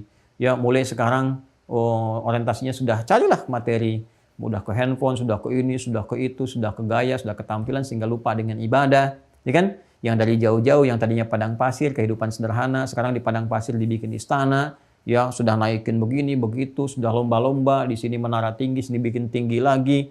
Ya itu kan asalnya orang-orang dari daerah, ya Badawi gitu kan, dari kampung, dari macam-macam, ya dari nomaden sifatnya, padang pasir yang tadinya sederhana, udah berpikirnya sekarang tinggi sih, lomba-lomba semua bangunan, megah, bikin kota yang kontemporer, bikin kota yang metropolitan, semua ditampilkan, sehingga semua yang mencoba menghambat, mengingatkan, wah ini tepikan, hancurkan, ini kan macam-macam semua, jadi semua terkondisikan kepada satu aja, apa itu dunia. Di perlombaannya semua ke dunia, sehingga ketika semua mencari materi, sudah diabaikan norma, sudah nggak ada norma, sudah nggak berlaku norma. Jadi udah nggak peduli dengan kebenaran, kebaikan, macam-macam. Nah ini kalau sudah muncul yang seperti itu, ya sudah mulai keburukan lebih dominan dibandingkan dengan kebaikan, nggak bisa dikendalikan. Sekarang alhamdulillah masih bisa dikendalikan, ya. Kita masih bisa berdoa, lihat yang baik-baik, ada pengingat, ulama-ulama masih ada juga, gitu kan. Kemudian para penghafal Quran makin banyak dan sebagainya. Alhamdulillah masih ada perlindungan. Tapi kan kita nggak tahu. Ya, karena di antara tanda-tanda pun Allah mewafatkan ulama. Ya, bukan ilmunya dicabut. Ya, tapi dengan mewafatkan ulama. Jadi kalau Allah berkeinginan sudah hilang nih pendukung-pendukung keberagamaan, artinya kan kita belajar Quran mesti ada yang mengajarkan, ya, ada tafsir, ada macam-macam. Nanti bukan ilmunya dicabut, bukan tafsirnya dicabut, bukan ulumul Quran dicabut, ulama-ulama yang dicabut. Meninggal sesuai ajal. Hati-hati ya, kalau ulama sudah meninggal itu hati-hati betul. Makanya dijaga. Kalau ada ulama-ulama itu jagain. Jangan disakitin, tuh kan? Dijagain. Jangan dibuat gelisah sampai pindah di tempat Anda sampai apa itu kalau udah nggak ada susah. Nyetak ulama itu susah. Ya, kita punya 2 juta santri kurang lebih tuh. Yang sensus 2019 itu 2 juta santrinya. Berapa ribu pesantren, 100 ribu pesantren tuh. Coba cek dari sekian ribu pesantren berapa yang jadi ulama? Susah. Kalau di kampus-kampus itu jelas gitu kan. Masuk ke sini gelarnya S1, S2, S3. Anda mau nyari dokter banyak sekarang. Ya, ada di kampus A, kampus B, saya nggak perlu sebutkan kampusnya gitu kan. Kalau mau nyari ahli pertanian ada. Arsitek banyak cetakannya. Udah jelas jadi begini. Ulama mau nyari di mana? Yang masuk pesantren belum tentu jadi ulama. Kampus-kampus Islam belum tentu mencetak ulama. Ya susah. Ya susah sekali. Ada banyak pengorbanan yang harus dilalui, ada banyak latihan, dengan ada banyak segala hal. Ada latihan spiritual, latihan intelektual, latihan fisik, diuji semua itu. Harus melewati tuduhan, melewati kesulitan, melewati ini macam-macam. Ya, nggak mudah jadi ulama itu. Kemudian tingkat riyadhah ilmiah, riyadhah diniyah, ya, riyadhah jasadiyah, latihan-latihan pikirannya, ketajamannya membaca sesuatu, kehusyuannya sehingga muncul khasyah. Innama yakhshallahu min ibadihil ulama. Itu perpaduan antara 3 aspek. Fisik, kemudian akal, kemudian roh. Gitu. Ya, kalau cuman pintar saja banyak yang pintar. Bahkan ada yang hafal Quran dengan nomor, dengan peta, dengan ini, dengan macam-macam. Ya, orientalis juga ada yang begitu. Ya kan? Tapi kalau spiritualnya nggak bagus, maka ilmunya dipakai untuk keburukan. Ada yang demikian juga. Karena itu ada sifat khasyah. Khasyah dilatih lewat khusyuk. Khusyuk itu lewat ibadah. Sehingga dengan ibadah tertata. Nggak mungkin bicara fatwa yang sembarangan. Ada sifat takut kepada Allah yang tinggi. Nggak akan ada jualan fatwa. Ya nggak akan ada saling mengecilkan, menjelekkan, begini begitu, tidak mengarahkan kepada doa, kepada kebenaran, konsisten pada kebaikan. Nah, jadi seperti ini yang kita harapkan. Jadi kalau ada yang seperti itu, ya sifat-sifatnya dijaga, didoakan, paling minimal didoakan. Didoakan supaya tetap konsisten pada keikhlasan, pada kebaikan. Kalau udah dicabut tuh susah nyarinya. Ya, jangan harap bisa tumbuh begini dengan cepat, tidak. Ya belum tentu para penghafal Quran jadi ulama, belum tentu. Penghafal A, penghafal B belum tentu. Banyak yang hafal, tapi belum tentu bisa memahami hukum, keterkaitan dengan sifat-sifat wara dan sebagainya. Kita berdoa. Ya, alhamdulillah daerah-daerah kita tuh masih banyak ulama-ulama. Hormati mereka. Ya, di daerah-daerah, di desa-desa dan sebagainya itu, masya Allah, yang tawadhu didoakan, dihormati, disayangi, dijaga dengan baik. Ya, dan juga mensupport kehidupan kita. Ini kurang lebih teman-teman sekalian. Sampai ketika kejadian ini tuntas, selesai, maka ditiup kembali seperti yang sudah saya bacakan yang lalu. Ketika dibangkitkan, terjadi hisab. Ya, tolong untuk yang ini, lihat yang pertemuan kemarin kan. Makanya disebut dengan yaumul hisab. Ayatnya sudah saya bacakan. Dihisab satu-satu. Begitu dihisab, ditimbang amal, ditampakkan dulu. فَمَنْ يَعْمَلْ مِثْقَالَ ذَرَّةٍ خَيْرًا يَرَهُ وَمَنْ يَعْمَلْ مِثْقَالَ ذَرَّةٍ شَرًّا يَرَهُ. Nanti bersaksi dulu tuh. يَوْمَئِذٍ تُحَدِّثُ أَخْبَارَهَا بِأَنَّ رَبَّكَ أَوْحَى. Mereka bertanya, terus setiap tempat yang kita pijak bersaksi. Ini bersaksi nih. Ini juga, ini pulsanya bersaksi nanti nih. Ini zoomnya juga tayangan bersaksi, jangan dikira tidak. Semua tempat yang dipijak mengonfirmasi. Termasuk kalau berbuat maksiat, Bicara penanya, bicara ini bicara. Aku dipakai maksiat sama dia, pakai begini. Tampakkan. Nah, kita berlindung kepada Allah kan, tutupi aib-aib kan, jaga. Kalau udah berbuat salah, cukup dikoreksi diri, jangan diungkap-ungkap ke media sosial. Aku dulu seorang begini, aku dulu seorang begini. Allah udah tutup, kenapa engkau buka? Kalau mau konfirmasi hal-hal yang kurang baik untuk tobat, datang ke orang saleh, minta bimbingan untuk tobat. Boleh menyampaikan, saya dulu Ustadz, begini pengen tobat, tolong. Tapi nggak usah dibuka sampai bangga dibikin status. Jadi nggak usah, Allah udah tutup, kenapa engkau buka? Biar jadi hikmah aja. Nanti kalau kita biasa tutup dan tutup aib orang lain, kan? Nah, maka di akhirat kita akan dihisab oleh Allah secara tertutup. Tutup ya antara kita dengan Allah untuk menunjukkan rahmat Allah Subhanahu wa taala. Setelah dihisab muncul 3 golongan. Golongan solihin ya, orang-orang soleh, bukan namanya Pak Soleh, bukan. Ya, Pak Soleh dan Bu Solihat, bukan. Jadi ini sifat karena amalnya. Golongan salihin masuk nanti dengan surganya, iman dan amal saleh. Mubasyiril ladzina amanu wa 'amilus solihati anna lahum jannatin tajri min tahtihal anhar. Golongan salahin yang banyak berbuat salah, ya kan? Ya, jadi solehnya tipis atau bahkan tidak ada, ini sudah masuk ke neraka, dihukum di dalamnya. Dan golongan yang tengah-tengah tuh, yang berimbang antara soleh dengan soleh 50-50, dia akan ada di A'raf seperti saya jelaskan dulu. Maka ini Ashabul A'raf, turun surah ke-7 Al-A'raf untuk menjelaskan ayat 47 sampai dengan 49 itu, ya. Itu menjelaskan situasinya sampai hisab selesai baru dimasukkan ke dalam surga. Maka yang surga abadi khalidina fiha, yang neraka pun khalidina fiha, ya, kecuali dengan izin Allah Subhanahu wa taala segala bisa terjadi dan kita mendapatkan pertolongan apa yang disebut dengan syafaat itu. Di antara syafaat ada yang terkait dengan ketakwaan kepada Allah, Allah langsung memberikan syafaat. Ada yang terkait dengan peningkatan interaksi dengan Quran, maka rajin baca Quran, rajin menghafal Quran supaya jadi syafaat. Iqra'ul Qur'ana fa innahu ya'ti yaumal qiyamati syafi'an li ashabihi, kepada sahabat-sahabatnya. Sahabat itu sifatnya lekat, menghormati, ya kan? Kemudian juga memberikan sikap yang baik. Maka sahabat-sahabat Quran itu beda, cara bawa mushafnya pun beda, penghormatannya beda, kecintaannya beda. Kalau mau baca mushaf pakai wudu, ngadep kiblat, baca dengan baik, dan dia tersinggung ketika Quran dilecehkan, bukan melecehkan Quran. Orang-orang seperti ini, walaupun dia membaca, belum menghafal, tapi sudah jadi ahli Quran. Kalau sudah ahli Quran, maka dapat syafaat dari Qurannya. Kemudian ada syafaat diperkenankan oleh Allah kepada Rasulullah. Makanya nanti setiap umat mencari setiap nabinya masing-masing supaya dikasih syafaat. Semua mengatakan nggak bisa. Cuma satu orang yang bisa. Satu orang yang bisa. Siapa? Nabi Muhammad SAW. Maka banyak dikisahkan. Datang Nabi Adam, aku nggak bisa ngasih syafaat, aku malu sama Allah, gitu kan? Nah, pernah berbuat satu hal tertentu yang itu memang jadi jalan. Memang aku dijaga oleh Allah, maksum gitu kan, tapi jadi hikmah untuk manusia. Nggak bisa ngasih syafaat. Karena Nabi Ibrahim juga demikian, nggak bisa ngasih syafaat. Nabi Musa demikian, nggak bisa ngasih syafaat. Cuma satu orang yang bisa mencari sosok ini. Siapa? Muhammad SAW. Karena itu saat di dunia, cintai beliau, ikuti tuntunan-tuntunannya, banyak bersolawat kepada Rasulullah. Allahumma shalli ala sayyidina Muhammad, shalli ala sayyidina Muhammad. Di akhirat itu jadi modal kita untuk kembali mendapatkan kebaikan, ya. Jadi cinta Allah bisa diraih dengan mengikuti tuntunan Rasulullah. Itu di Quran surah ketiga ayat 31. Qul in kuntum tuhibbunallaha fattabi'uni yuhibbukumullah wa yaghfir lakum dzunubakum. Quran surah 33 ayat 21. Laqad kana lakum fi Rasulillahi uswatun hasanah. Maka ini yang kita hadirkan dalam kehidupan secara singkat, kembali ke kurikulum yang keempat itu. Lihat kitab hadis, lihat passion kita, yang pokok kita ikuti, yang turunannya kita kemudian juga pahami supaya bisa dibawa dalam kurikulum kehidupan kita sampai kita meninggal dunia atau alam ini menghancurkan seluruh kehidupan yang berjalan di dalamnya. Nah, inilah simpul yang kelima, teman-teman sekalian, segala yang terkait dengannya. Itu tanda-tanda yang muncul, termasuk nanti tanda-tanda besar.